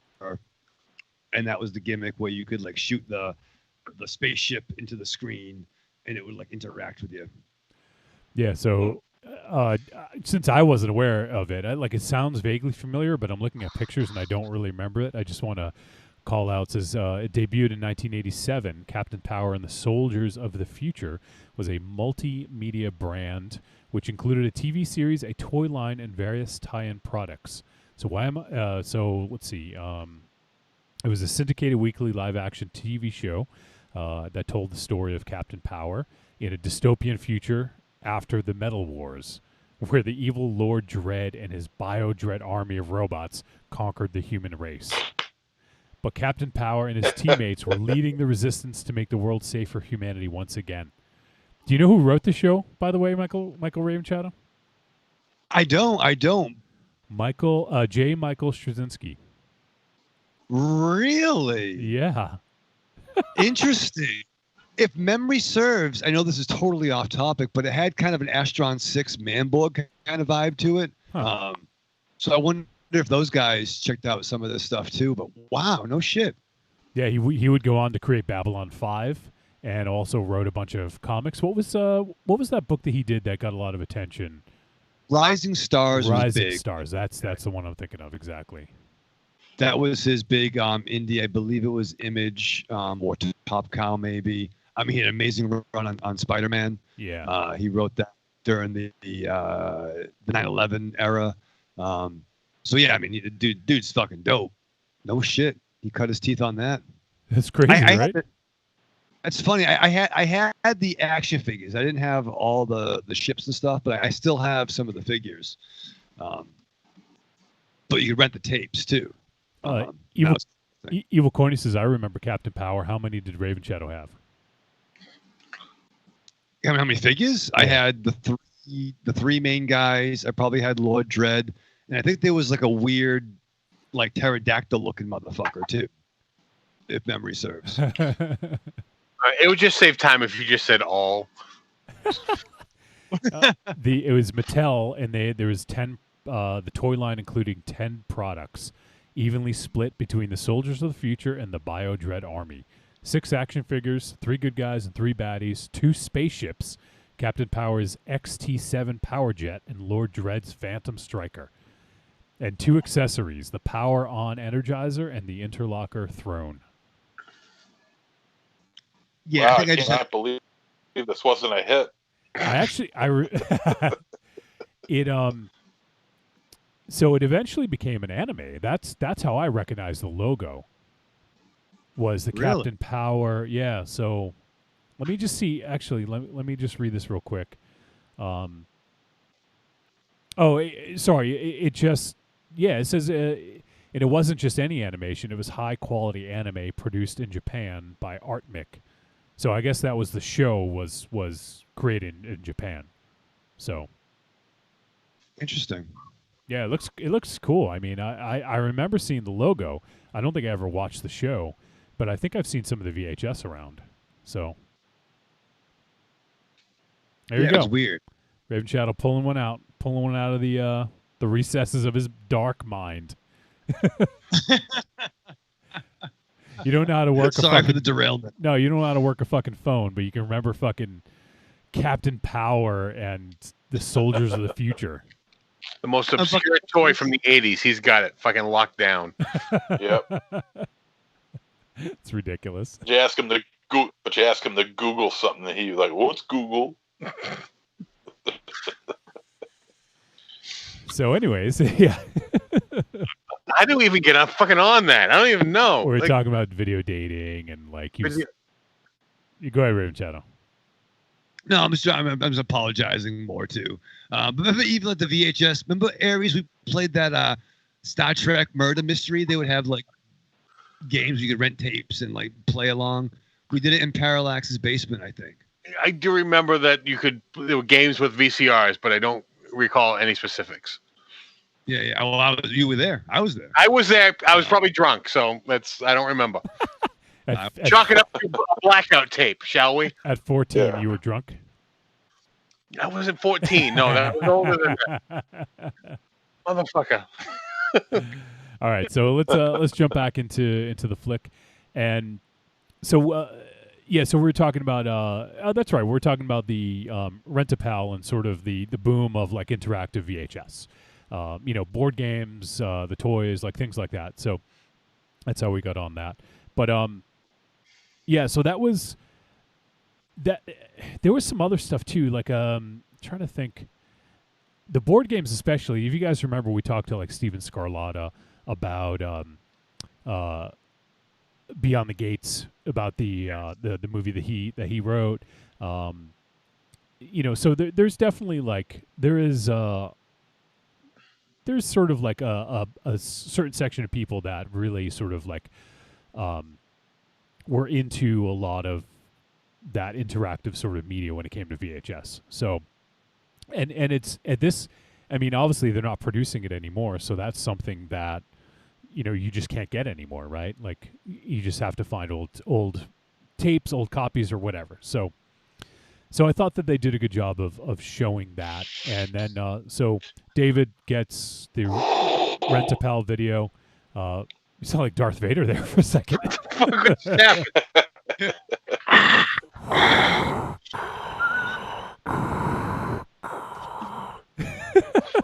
Jesus. I'll be your friend. And so the sort of like impression I got of David was he comes across as like kind of a good dude. He's well-intentioned. He loves his mom, but there's definitely something a little off behind those glasses, right? Did you guys kind of get that impression? It seems like because of him taking care of his mother, he's somewhat of a recluse. Forced to be a recluse, so finding a girlfriend is really not in the cards for him, at this point. And neither is the fact that he seems to have any friends either. Otherwise, he wouldn't take such a shine to Andy, played by Will Wheaton, and basically make him his best friend and his only friend. But I got the feeling that the whole mother thing was more an excuse as to why he doesn't have any friends, why he's not more social. See, I would disagree, Aries. I think you got to keep in mind the context of the time too. If memory serves, David is 40, and his father had passed away about 10 years ago, so he was 30. Yeah. His mom is living with dementia. Dementia, which started probably around that time, and it's a different world back then. I mean, we all know some friends who maybe not be direct primary caregivers, but do stay at home with their parents for some of that assistance.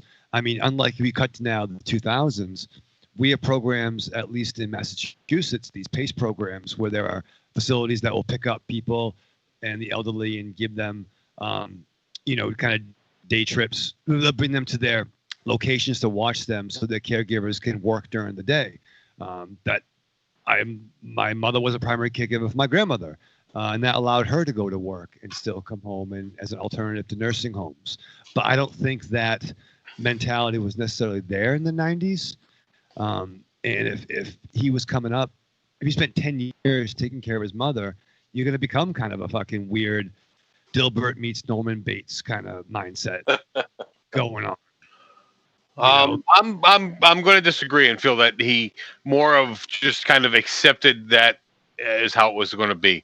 I don't feel he ever moved out of that home. And I think you're right there. I think maybe there's a level of acceptance there where you can live. That's kind of your lot in life, and maybe it can justify not putting yourself out there. Right, becoming okay. I'm with you on that. You embrace that role of, we're born to suffer. Like 3PO and his father was always on the road, so he always needed to be there for his mother to some degree. Okay. Sure. I would agree with that. So, yeah, and I think that, and also Marion added, he seemed incredibly lonely and beaten down, and absolutely a little twisted. So there was definitely something going on, and you could see that there was this sort of latent sort of loneliness building inside of him, and even like one of the stories he tells.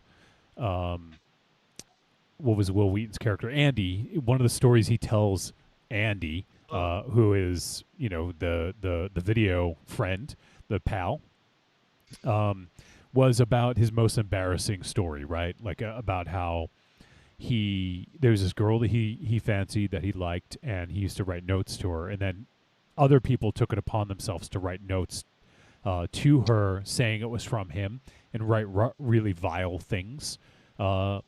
And he got in trouble for it because it was everyone thought, the principal or teachers thought it was him because his name was on it. And the girl who he had the crush on never knew that it wasn't him, but never denied it, never said that it was other people, So we have this, and then he basically said after that, I didn't want to talk to anybody after that. Like he had this really negative experience that impacted him from getting to know other people and wanting to open up and become vulnerable, right? What? Yes, I mean, I actually forgot that little detail, but that was how I came to the conclusion of the more of accepting that he was just living with his mother. Yeah. I mean, and there is that too. Like he didn't try to step outside of those boundaries that he set for himself. He was very content to do that because it's easy, right? You can just ignore the problems and just do what you got to do, like, and use that as a crutch. My responsibility is the reason I'm not doing this, So I thought that was really interesting, and we do get a quote later on from Lisa. Lisa, we'll get to Lisa in a moment, but the quote was, "You really get a good sense of someone like that when they're vulnerable." Because he was out with Lisa, and she says, you really get a good sense of someone when they're vulnerable. And he's never been vulnerable. He closed himself off, right? Like from school, and then never matured beyond that. Like that was pretty much where his maturation process when it came to creating relationships ended, So it completely makes sense as to why he was the way he was. And, and a lot of times we just become comfortable being who we are, and we don't realize that there is something wrong. And if we don't know there's something wrong, how do you fix something you don't know is wrong, right? I agree.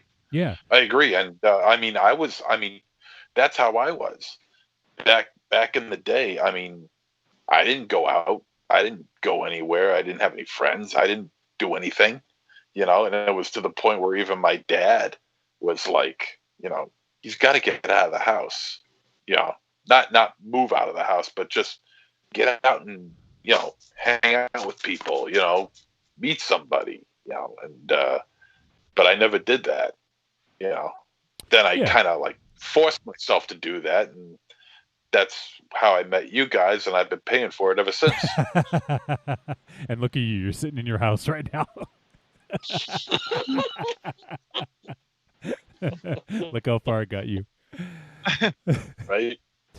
No, but no shit. But it is, I think it's interesting, especially in, sort of like, I mean, some of us are still in a pandemic. Some people aren't anymore, but like it depends on people, on your situation and how you view it. Like it is kind of, this film has nothing to do with that, but it does have something to do with isolation and isolating yourself. And I feel that is something that is kind of relevant now, even though this had nothing to do with the pandemic or whatever. But I think you can draw some some message from it, because that's kind of what David did. He just completely isolated himself and used his responsibility as a crutch and an excuse to not grow or further himself. And I think that happens to more people than probably realize it. Well, his mother's sickness was convenient until it wasn't, because he was able to retreat back into childhood, essentially, with his mother, when he had this traumatic experience, and his mother just embraced him. And then the sickness kicked in with his mother, and the way Alzheimer's worked is your memory fades backwards. So you start to forget the recent, but remember the distant. So as he was just becoming more comfortable, she was remembering him more as the younger version of himself. As we pick it up, she's more forgetting him and remembering his father. And that's where we're getting the frustration with him, where he's no longer comfortable because she's not remembering him, she's remembering his father. Yeah. And that's where a lot of this problem lies with him. Yeah, definitely. And that's a good point. He is just sort of like in this sort of weird insulated place where he's kind of numb to a lot of stuff, but then it'll just get to him. Like, it kind of builds up. It's almost like this, I hate to like liken it to this, but like water torture, right? It's like a drip. Like, each drip isn't really that big of a deal until it just becomes way too much. And then it's like, I can't take it anymore, And that's almost kind of like what this was he didn't realize how much that was hindering him. And obviously that's what you do. If you need to take care of your mom because she's sick, that's what you do, right? Like, especially without anyone else there to do it, the responsibility should fall on the son or the daughter or whomever is there to do it. So I totally get that. But, he didn't do anything to step outside of his sort of insulated bubble and to try to grow beyond that. He just kind of like sheltered himself, and he in essence didn't mature at all from like that experience, that traumatic experience he had in high school. Yeah, he's basically stymied himself to continuously be maybe a teenager or someone in their early 20s, and never broke out of that shell. And so the psychological impact on that is very strong. Yeah. So I think that it was an interesting setup, and I liked a lot of what they did, and it was very nuanced. Like, it's not like David was necessarily like a horrible person and did all these things. If anything, like, I think there's a little bit of sentimentality, like, not sentiment. You just kind of feel bad for him, right? Like, it's like, well, yeah. He is a victim. He is what? He is a victim. What makes you say? Yeah. What makes you say that? Because, I mean, even though it was his own, actions that made him decide for him to become what he was. That's not his fault. None of the stuff that happened to him was his fault. Now, as far as using his mother's disease as a crutch, it's possible. It's possible, but I could see where he just, it gets to the point where he's just in that life now, and he's just comfortable in that life, and anything that he wants to break out of that life, but he's kind of, I don't want to say, not for it, but, so I don't know. It just seems like if it wasn't for his father being on the road all the time, where he's forced to take care of his mother even before the Alzheimer's kicked in, and then now with the Alzheimer's kicked in, he has to take care of her full time. I mean, he was never raised on balance. He was always raised on needing to be at home to take care of his mother. So in a way, he's kind of like victimized in that regard, because even though he's still living at home, he probably still feels a debt to his folks to be there when they need him. So I see that as him being, victimized in this situation. But you're drawing a conclusion with that. When his father was away, his mother didn't necessarily need him. He chose to be there. Yeah. Once she was sick, he may have needed her. He may have needed him. But before that, it was his choice to be around. Yeah. And I think, I get what you're saying, MZ. I think the point is, so yes, he was a victim of circumstance in some respect. But I think the big thing that I think this is pointing to is he was he appeared helpless because he didn't help himself, because he just got caught up in this and didn't look at himself to see that something was going on here. Something was wrong. I should do something about this. Instead, he just used it as a crutch and an excuse. And a lot of people do that. I'm not saying that it's weird.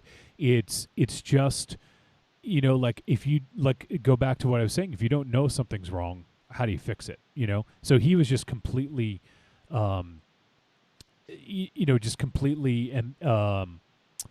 what's the word I'm looking for? Oblivious to his issues. And that is sort of like not having the ability to take a step back and take a look at yourself and say, what's going on here? What can I do? Because he could have improved his situation, but he just didn't want to.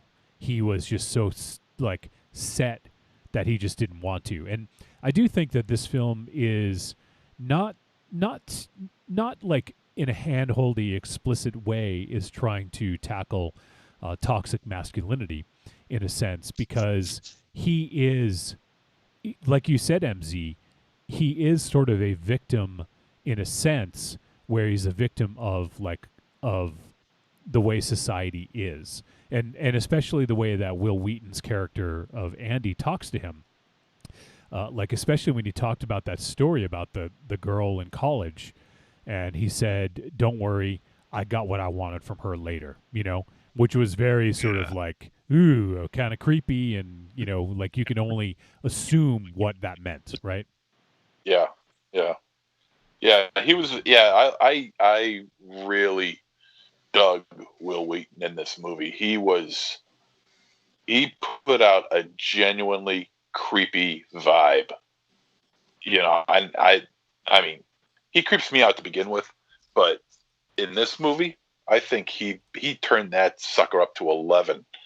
I think Will Wheaton is the star of the movie, and his interactions with David were just absolutely ridiculous, because it would just, as we were talking before, it's like he's very vague in his answers. Hey, nice digs, Yeah. but right. But as he watches more and more and more, David watches more and more and more of Andy. He notices that he's starting to become a little bit more. David notices that Andy is starting to become a little bit more familiar with Andy's lifestyle and the relationship that he has with his mother, and to the point where there's this one scene where he's trying to rewind the tape, but it just keeps on asking the same question over and over and over again. Keeps rewinding it. Andy asks the same question because he ain't leaving until David gives him the answer that he wants to hear. And it's really freaky. And David is just thrown into this into like this bizarro world of just Andy figuring out the kind of questions that David's going to answer, and then when David answers them, he gives them a direct response, like he's actually his friend and not not somebody on some pre-recorded video cassette. Yeah. And it is interesting how he identifies with Andy to the point where, like, when he first, and in a way, it's almost like having a new friend, because at first there's like that awkward phase where David was kind of like, oh, this is stupid, like he didn't really think much of the tape. And then as it went further on, like he actually went to Andy and to the tape as sort of this like sanctuary, where he could kind of like be who he wanted and just say what he wanted to say, and he never really got that opportunity. And there was some to like almost comedic and ridiculous effects, some things that happened, especially when Andy is explaining an encounter with a girl, and then David's mom walks in on him. Knock it off. Yeah, that's exactly what I wrote in my fucking notes. David's mom basically told him to fucking knock it off. That was a fucking creepy scene, though. Like, that was like uncomfortable and creepy, but like well done, because like it really kind of speak to David's sort of like how sheltered he was, That was the Charles Durning right there. Yeah, that was the Charles Durning point. And the best part of that scene was the fact that when the tape is playing, you see a lot of static lines, and as you know, when you watch a videotape and certain parts of the tape are played over and over and over again and rewound and over again, played again and rewound and played again, you get those static lines. It's wear and tear on the tape. So on this scene where he's like, yeah, fuck me, there's a lot of static lines, which shows that it's been played quite a bit. Yeah. Which I dug. I thought that was a nice little touch. Because you would have done that too, right? Well, I don't know about Will Wheaton. What if it was let's see.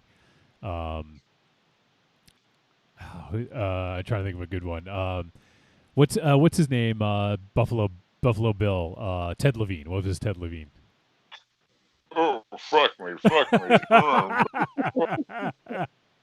Oh, yeah. How would that go if Ted Levine was doing that scene? Oh, are you a size 14? There needs to be a fucking Rent-A-Pal with Ted Levine. Oh, wait. You lonely again on Friday? Have you met Precious? Maybe that needs to be. So Ravenchild, you got the blackout tapes. Maybe we'll do Rent-A-Pal with Ted Levine. Will be MZ's thing. Wait, you want to get a pizza? Oh, wait. Was you a great big fat person? Do you have any peanut allergies? Yeah. Do you have a peanut allergy? Sure, you can use my Wi-Fi. Yeah, it sucks, apparently. Evil Corny just posted a gif of Buffalo Bill doing the turn to get ready for the tuck. And we also have let's see, First Time Mike popped in a few minutes ago, and Creepy Girl just popped in. Nice. So we got a bunch of people, Hank, just joining in late. But yeah, I thought that that scene was like creepy, uneasy, and like pretty effective, and especially at the end, like what happened when the mom comes in, like, oh, what, Andy? Yeah. Just oh man, I don't want to say too much because that's I think it's a funny scene if you get to it. It's great, but it's great, and as the movie continues, Andy starts to become more and more personal with David, and he's still giving rather vague answers, but they're starting to connect a little bit closer to to the interaction with David. See, And with Will we?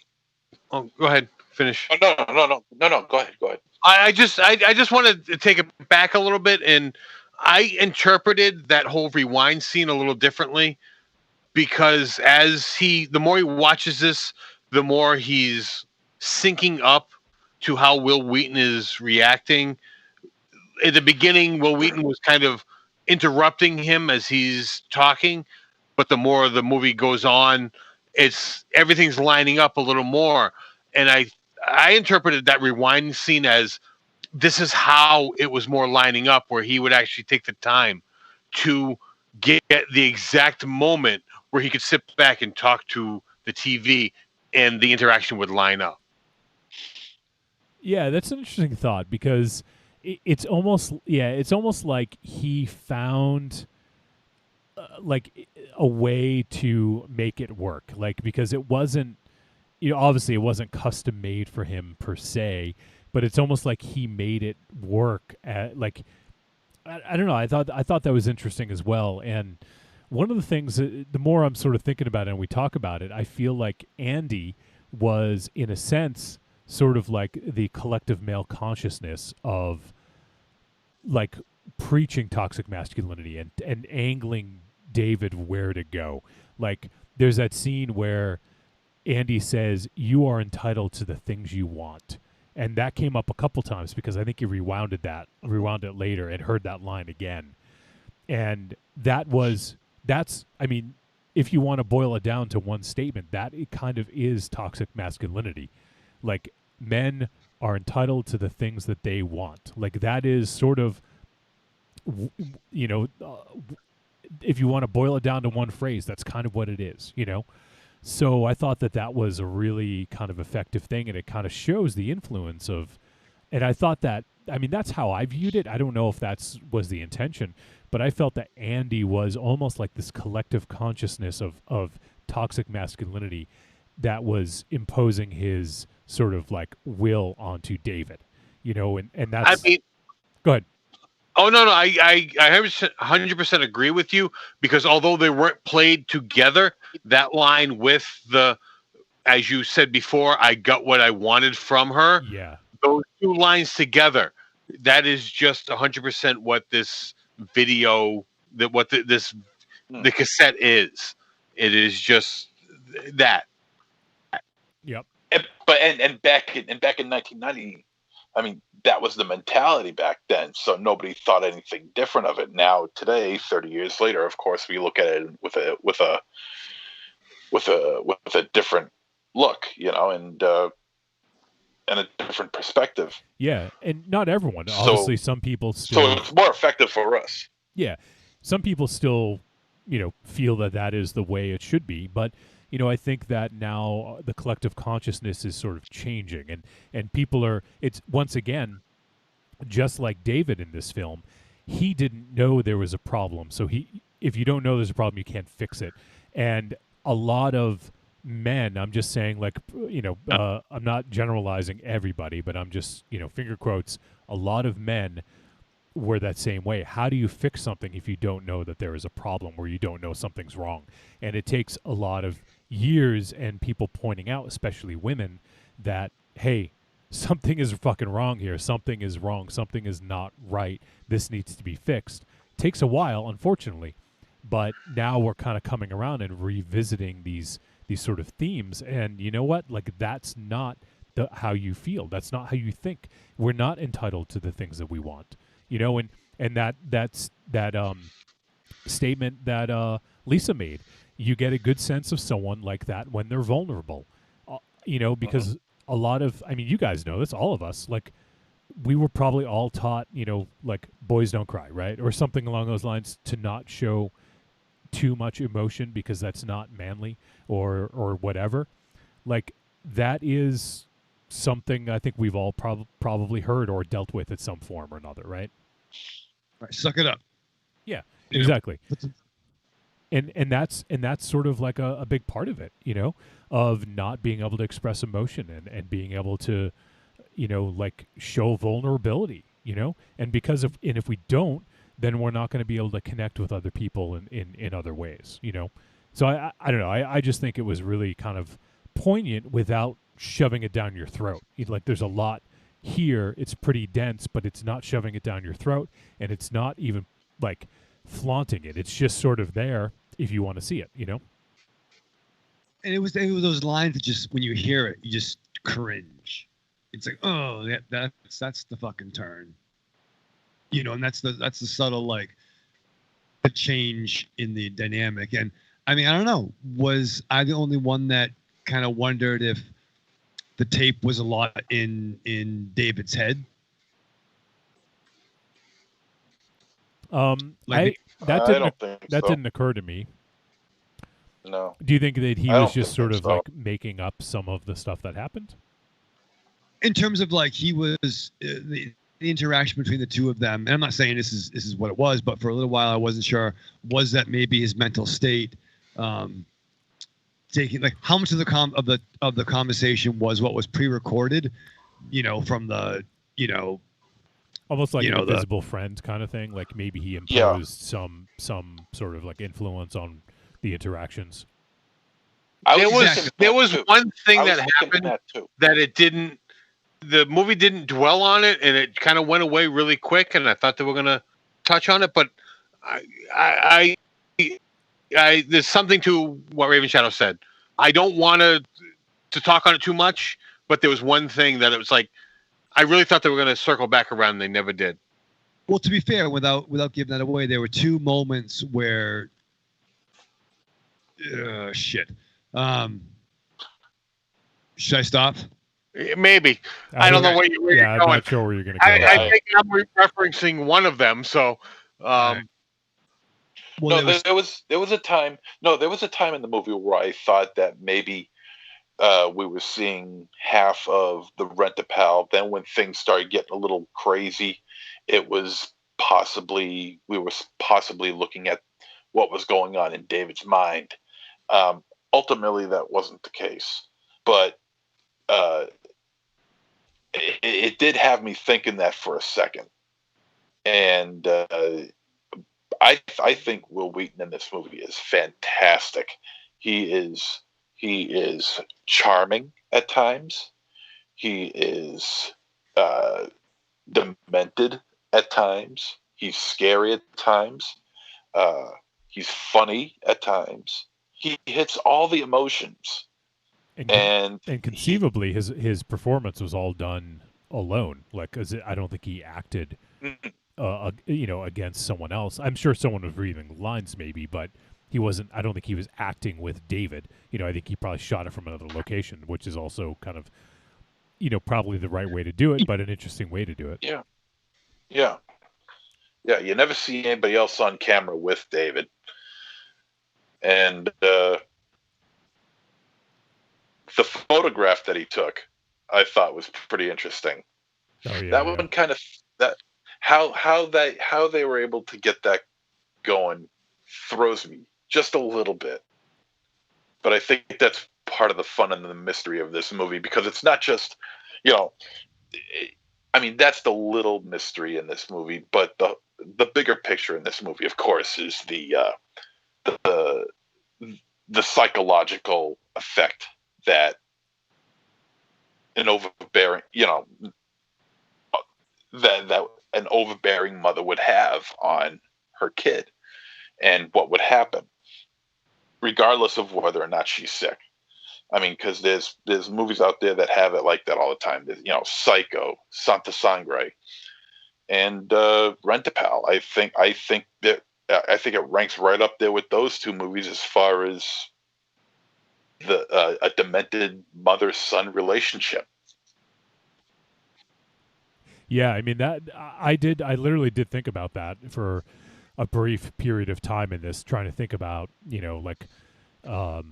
mother-son relationships, and that did kind of come into my mind when I was watching this. But we haven't really talked too much about Lisa, and I want to start to wind things down. So I wanted to talk about that character. I thought that she played the character really well. Like, she was super charming and played it basically perfectly. Like, she was kind of like, at least to David, like like a dream girl, right? Like she had like you take, right down to the caregiver, of taking care of older people. And like she was like a perfect match, and he could not see that. It was like, granted, he did get glimpses like after the date when he was like celebrating in his car, like he knew. But then there's this kind of pull away from it that like kept kind of eating at him, like, and she was literally perfect for him. And and to be fair, I mean, she probably shouldn't have given him the time of day based on kind of like some of the stuff that he had going for him, but it worked, right? Like their dynamic seemed like it was going to work. I don't want to, obviously talking too much about Lisa is going to lead to some spoiler territory, so I don't want to do that. But I just thought that Amy Rutledge played the role really well and was very endearing and very sort of like, like lovable in that role, and was kind of a perfect match for him, I love their date. I loved everything about it. Yeah, it was awesome. Totally rooting for the dude. I can't believe we just were like talking, like, we love their date. We're rooting for him. Skating, and then they said they'd see each other tomorrow. You crazy kids. Yeah, but that pure joy moment in the car, like you can't drink that emotion. You can't snort that. That's total fucking. We've all probably had a moment like that, right? Sure. Maybe not quite as demonstrable, but after like a good date or a good day or whatever, like we've had a moment like that where it's like, like you get excited, right? You get like maybe this is it. And it was very genuine sort of emotion. And also like Brian Landis Fulkins as David, I thought was also really good. Like I thought the acting in this was really well executed. Nothing about it was forced or seemed off. It just all seemed pretty good, Right. Yeah, everything just seemed natural. The emotions seemed natural. The reactions seemed natural. Nothing was over the top. It felt very organic. This was great. I think the performances were great. So is there anything else you guys wanted to add? Anything else about that date or about Lisa or Ravenchild? I did think Lisa made a lasagna and it made me think of you. Nice. That scene, I loved, I'm not lasagna, the lasagna scene. Oh yeah, I mean, granted, we did have that night when we all ate lasagna with no pants on. That was fun. The shorts were on, but I'm not big into food play, but like, not since like 9.5 weeks was there like good usage of food in a scene. 9.5 weeks. What about when he iced his wounds with the tater tots? Oh, you're right. Yeah. That was pretty awesome. Yeah, that was good. There was some good food play in this, I guess, right? Yeah. Like, in a COVID world, like, I need that back. Here you go. You couldn't. I'm happy I wasn't the only one that cringed at that. You're gonna serve those? Like, yeah. Yeah, right. Have you ever done that, Raven Shadow? You iced your ass with tater tots? No, but I've definitely used, like the frozen green beans, for things. The green beans. You're up some dirt. I have. You have? Tots? Yeah, Tots or green beans? Not green beans. I have. Put some meat on it, baby. Here you go. I'll keep the swelling down. And what about the score? We haven't brought up the score.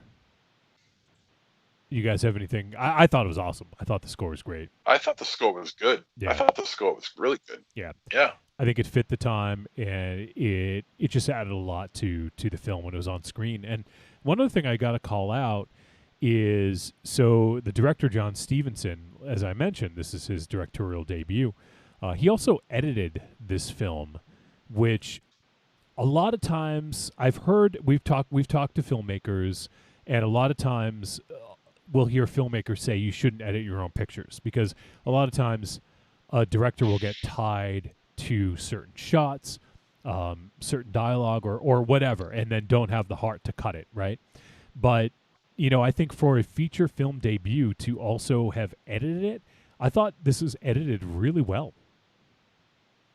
Yeah, it's a pretty bold move to make, and I don't know if it has to do with cutting costs, but he took it upon himself, and he felt, secure enough to do it, and I think he did a damn fine job. And this is also the first film he has a credit for editing, so he's never at least gotten credit. I'm sure he's edited his own stuff, but this is the first film he has an actual credit as an editor for.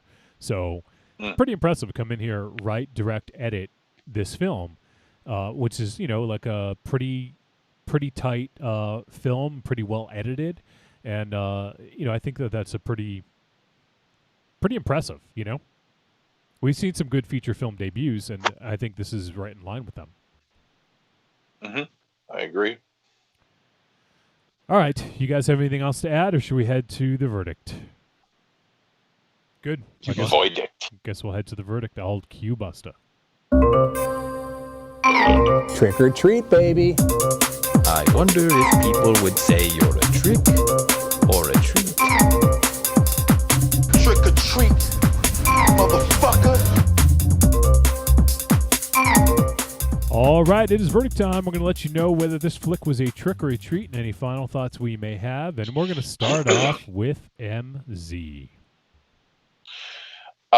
Another thing I want to point out is we didn't give any credit to the woman playing the mother, who I thought was very good and very annoying.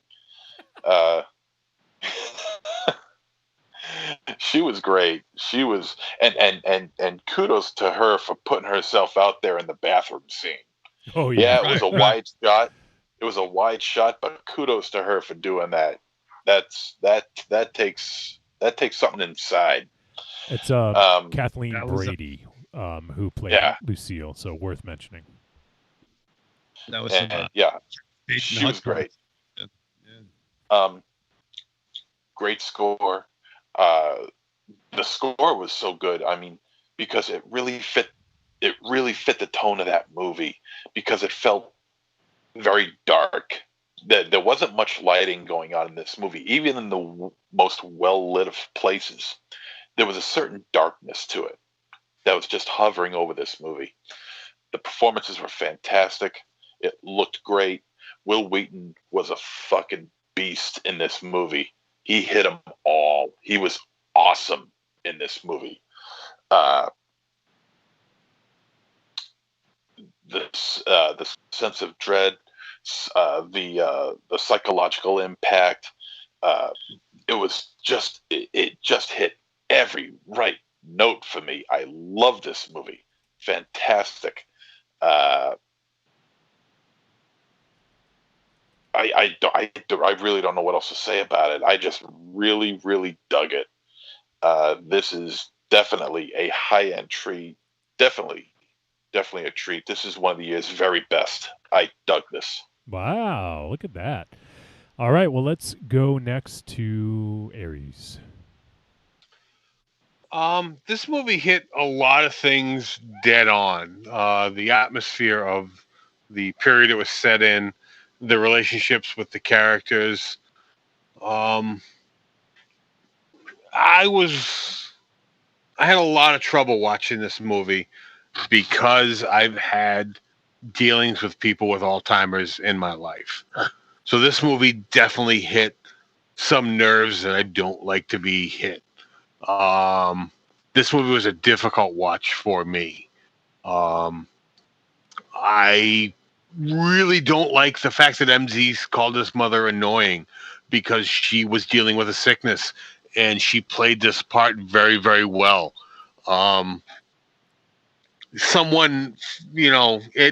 She just nailed this part. That's why I'm sorry, I don't like that phrasing. That struck something with me with the whole movie. I really, when this movie was done, I sat in silence for 10, 15 minutes. Like I just this movie it did something. It like I said, it struck a nerve. If you have anyone in your life with Alzheimer's, this movie definitely will do so. It will touch that nerve. But everything was done very well in this movie. So this movie, it is a difficult treat, but it is a treat. All right. Raven Shadow, let's go hear your thoughts now. Yeah, no, I'm pretty much in line with the boys.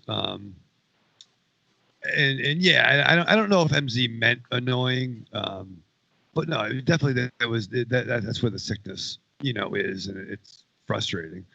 I thought there was some really great tension in weird things that you wouldn't normally be tense about, but you got tense when there was a certain character was looking for something, and the realization of where it was. Yeah. And there was some highs when you thought a character might get something good happen, and then it didn't. And just I like the romance. The acting was done really well. I'm curious to see what this cost. So I think it must have been pretty economical, even though it looks fantastic. It's not a dig to the production values. I think it was. I'm just curious how much it overall cost for what they needed. But about $1.50. About $1.50. Couple bucks. I wondered too if this would have been served as a shorter film. I don't know, but overall, and for a first time debut from a director, yeah, man, I definitely want to see what this dude does next. Will Wheaton, fucking great. I love fucking evil, dirty, nasty Will Wheaton. Put him in a fucking soft eye. That'd be outrageous. But yeah, man, treat. All right, and I was looking up box office Mojo to see if it listed a production cost, but I don't see it here. So it a lot of times for sort of like indie sort of low budget flicks, it's difficult to tell what it would have went for, or what it would have cost to make, but yeah. All right, so for me, yeah, I also thought this film was a treat. I think that it's one of those films that it says it's a horror thriller.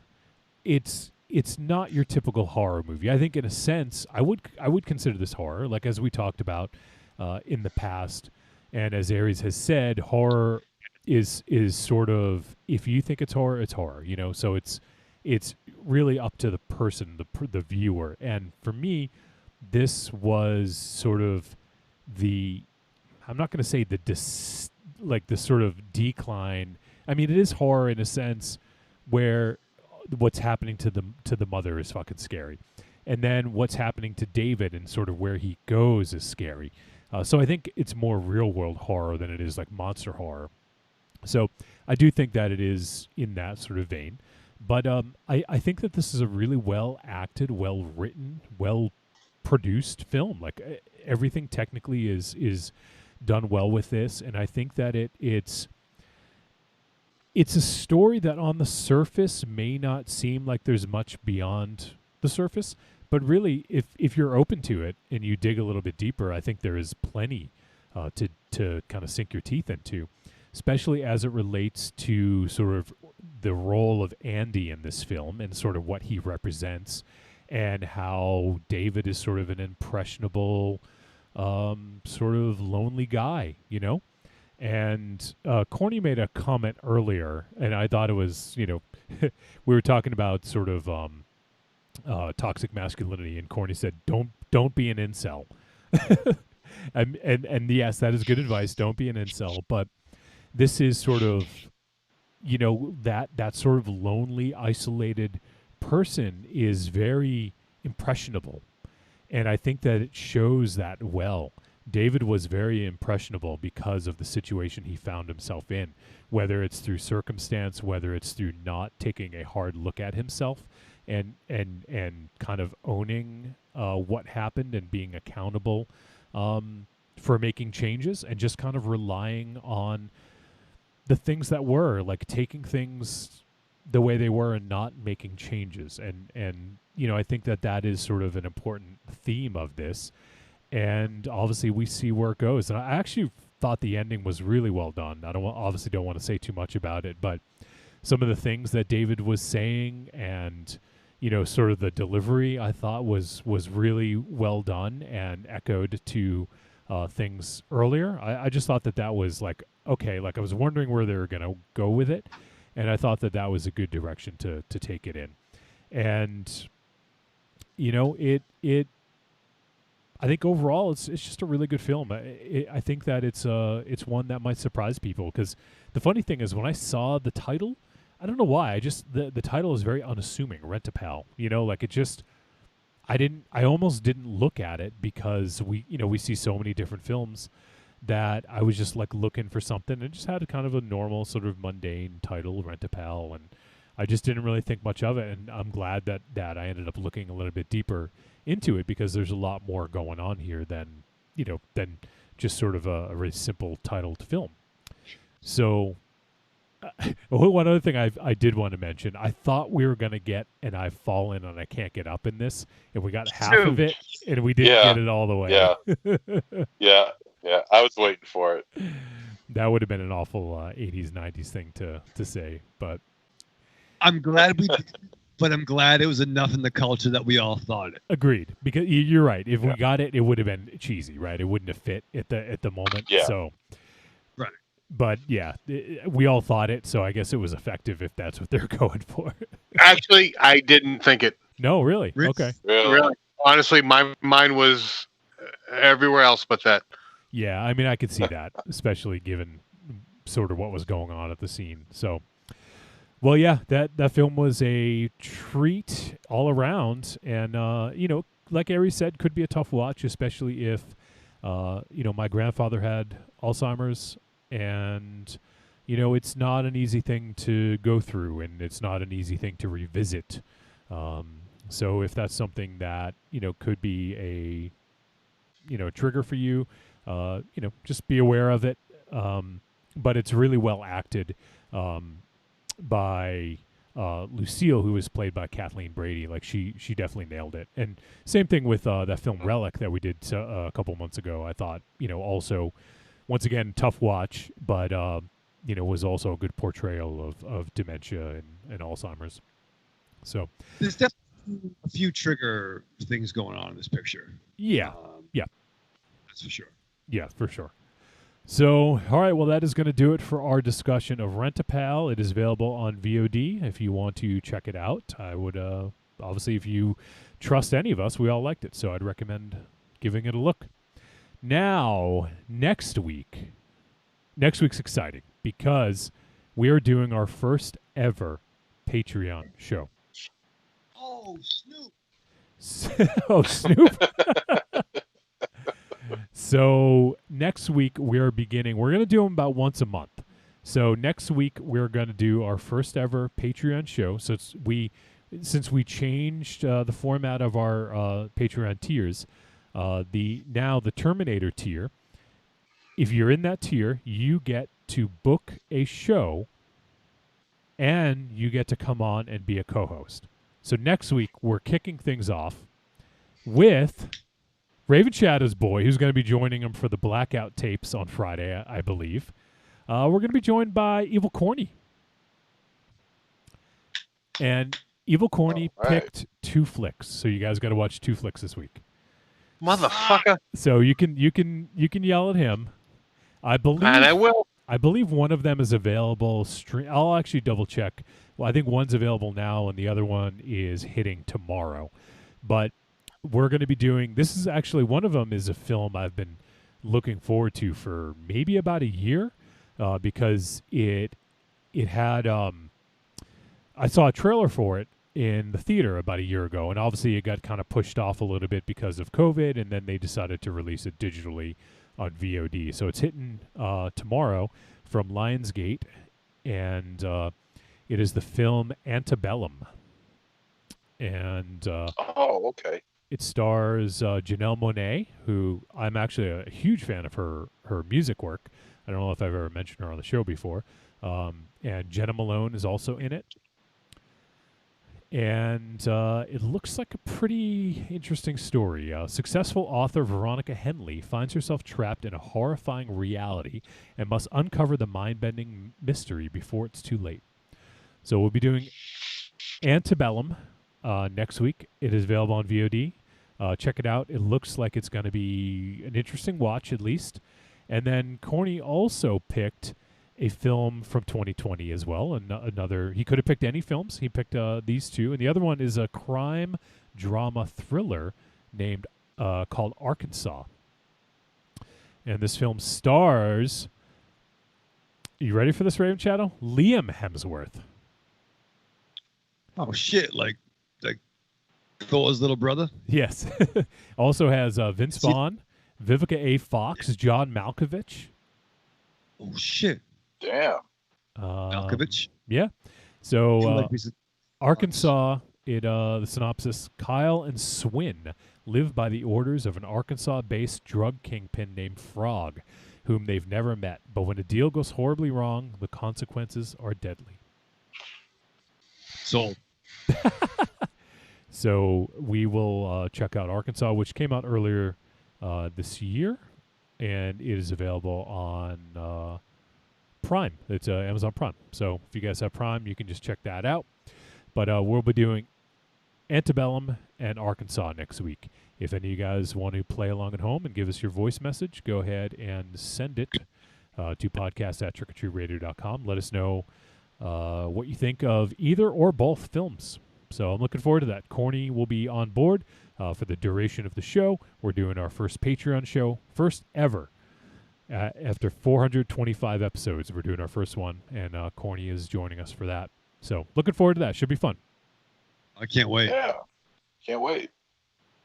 Gonna be fun. So we got that to look forward to. I'm interested to get everyone's take on these films.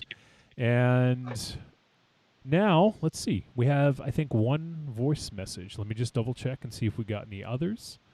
And I believe it's just the one. So let's, without further delay, let's hear from our boy, First Time Mike.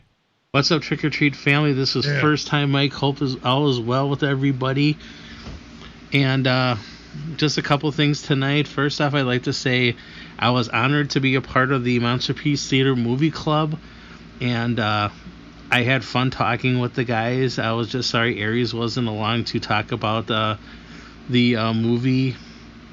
And I was a little nervous because I was, doing these little voicemails is one thing, but sometimes I do these 6 to 10 times, and even when I'm listening to them on the show, I kind of cringe because I'm like, maybe I should have said this, or you hear the stuttering in the pauses, and I just kind of wince to myself. But doing on the Discord, it was fun. It was fun, interacting. Me and Michael Raven Shadow got in a knife fight, and all in all, it was a great experience. Thank you guys for being very nice and gracious.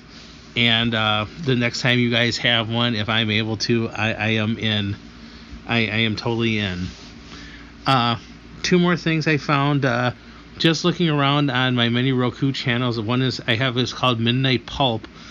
And it's, as you can think of, very much action, horror, sci-fi, sleaze. It has a regular tier, not unlike Tubi. It also has a plus one, which for a subscription price, you get some of the sleazier movies, some of the bigger name movies that they want to keep behind the paywall. But interestingly, in the free section, they have the TV series that was spun off from Message from Space, Galactic Wars. 27 episodes. The trailer looked interesting. I haven't watched any of it yet because there's a ton of other stuff I kind of want to watch, but in case anybody really loves the Star Wars ripoffs, or want to explore more of the universe of Message from Space on the Midnight Pulp, it looks like you can get it on an app on I'm on my iPad. It looks like they have an app on Google and on the iPad. I know they got it on Roku, and they might have it for the Fire Stick as well. but it's the Midnight Pulp, and they have message, and they got a lot of other interesting stuff scattered within that you can't find on Prime or Netflix or other such services.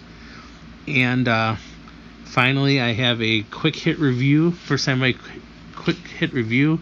Sometime I gotta come up with some music for that or something. Yeah. Or but my little review is The Beach House that you guys reviewed about a month or so ago. Beach House, I give it a tepid treat. I wanted to like this movie more.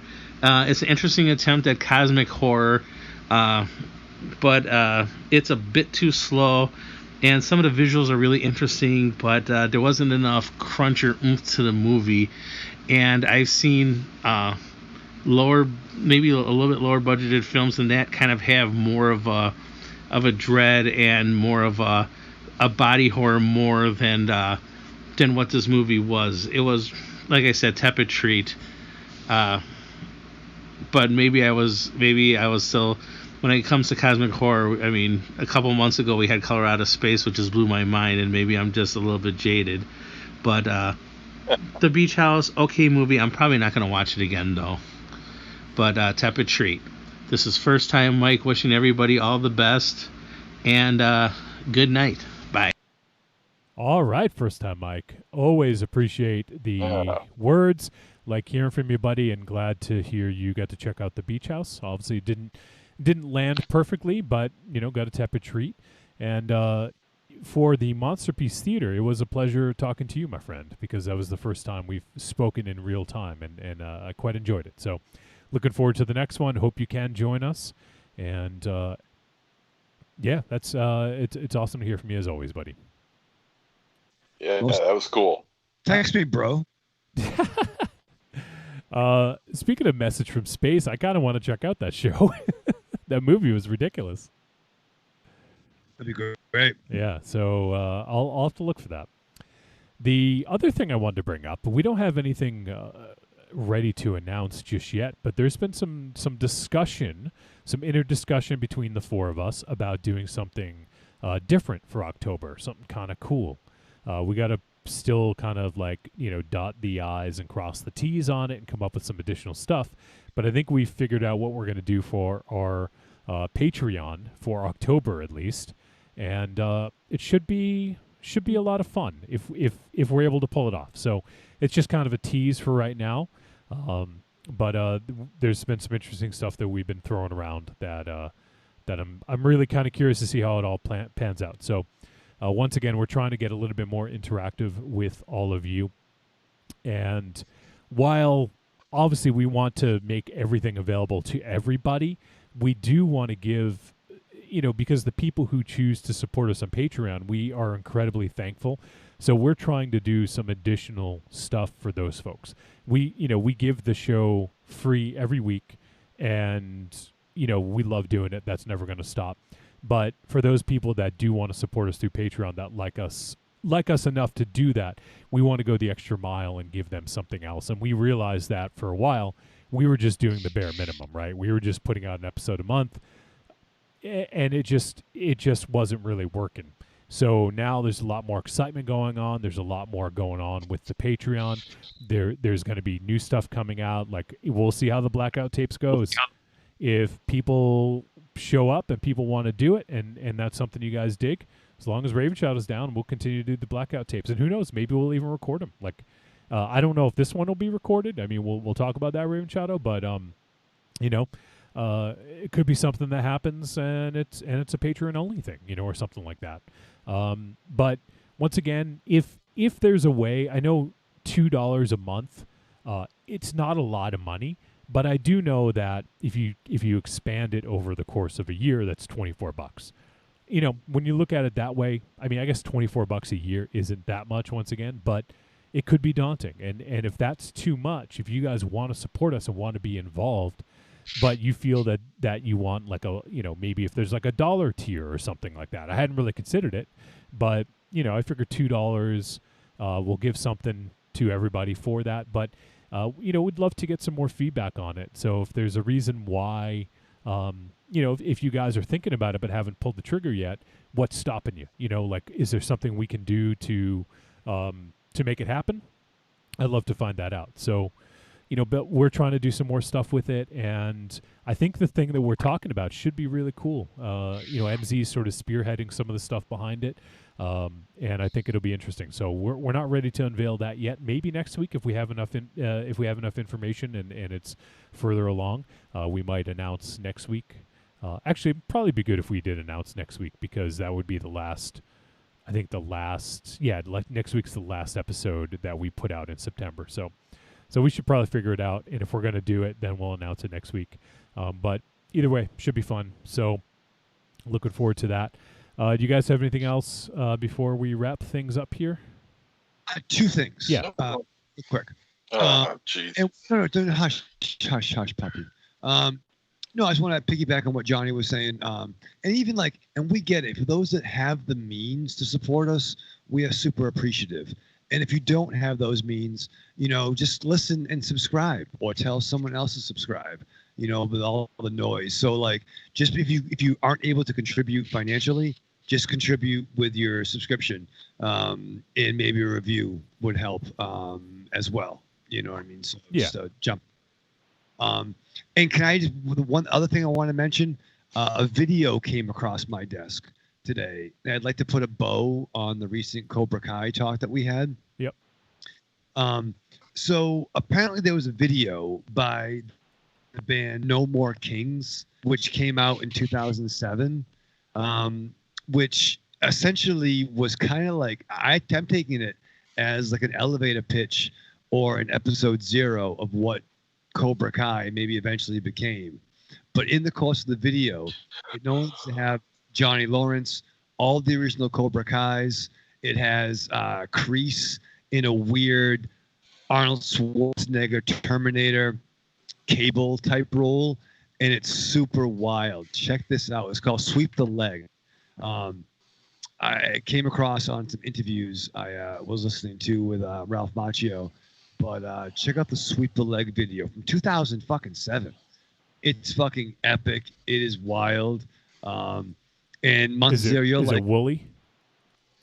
Is it Wooly? Yeah, Wild and Wooly. Yeah. But not only does Zabka do his Johnny Lawrence, but there's also a couple of nods to Back to School too that Montezario will like. Nice. The sequel, Back to School 2, still schooling. More school. School's back in session. Back to School 2, summer school. Electric School, Lou. Yeah. I feel someone passed out fucking Lorazepam to fucking Aries and Monster, but guys, Google search Sweep the Leg. If you are digging Cobra Kai, you will fucking dig this the most. Cricket. All right, I'll check. I'll check that out. I don't think I've ever seen it. Can we timestamp that? Raven Shadow is telling us to Google something. Yeah, I know, right? Yeah, right. What the hell is that all about? It's Sweep the Leg. It's this fucking second thing fucking down. Maybe not necessarily though. Well, on my internet. People's Google works differently, Raven Shadow. Oh, don't start. Because for me, it's the number one thing. See? Yeah, that's not number 2. I liked it earlier today. So I pushed it to number 1. All right. So, what did you say? 2 things? That was 2. It was just the big. Yeah. All right. So Raven Shadow Blackout tapes this Friday, September 18th. You're riding dirty around 8:30 p.m. Eastern Standard Time. Yes. Okay. Bring your beverages. You know what I mean? We'll just fucking talk. Bring your beverages. You're gonna have some smokes, some beverages. How if you could potentially go all night if there's people hanging out, right? Is that kind of the deal? We're talking till the it'll be flowing till the conversation stops. There you go. So, last man standing. It's like, all right, I'm done. All right, well, we'll see you later. You know. First time Mike says, "You're still my dude, Raven Shadow." I love you so much, FTM. My wound's healing nicely. Thank you for asking. All right, so I think that is gonna wrap things up. next week, as we talked about, we are doing our first Patreon show with Evil Corny. We're doing Antebellum and Arkansas. So check those out. Come back next week. Let us know what you think. And let's say goodbye, starting with MZ. Arrivederci, douchebags. Aries. Goodbye. All right, Raven Shadow. You sound so fucking... All right, Raven Shadow, go fuck yourself. All right, well, live fast, love hard, survive with your mask on. All right, and a big, big thanks to Professor J. Always a pleasure to talk to him, and we'll have him back on in a few weeks to talk about 12-Hour Shift, which is playing at the Charlotte Film Festival. So if you guys want to check that out, let me get the information here one more time. charlottefilmfestival.org, and it is between September 23rd and September 27th. So you guys, if you want to, you can go ahead and get the all-access pass, which I believe, $50 all-access you get. I think he said 33 feature films and like over 100 shorts. It's ridiculous. Like, that's like a huge bargain. So if you guys are film lovers, you want to watch a bunch of films that most of them haven't been released yet. Some of them have, like he said, the David Arquette documentary is available on VOD, but still, the other ones you're not going to be able to find almost anywhere, especially the shorts. Like, most of them are locked down. You can't find them on social media anywhere. So, but there's some cool stuff that looks like it's going to be playing. So I would give it a look. charlottefilmfestival.org. And once again, the dates, September 23rd through the 27th. If you can't do the all-access pass, you can buy individual tickets to films if there's some you really want to check out.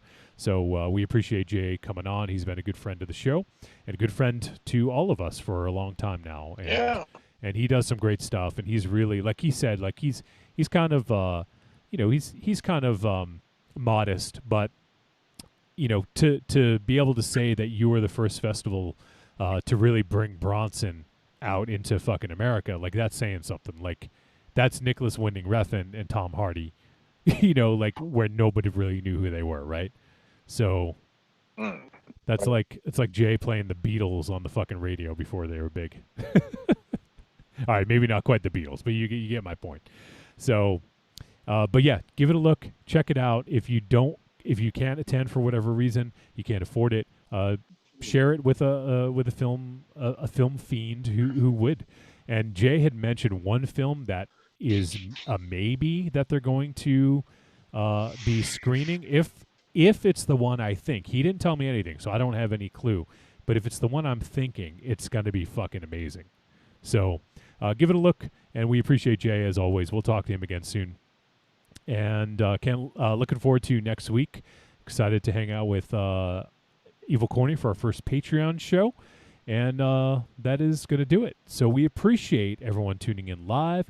We appreciate everyone who sent in a voice message. And this week, it was just First Time Mike. But as always, we appreciate anyone who takes the time to do that, especially all of our Patreon supporters. We love you guys. And everyone who's going to check out the podcast on Friday. Thank you so much. We'll see you next week.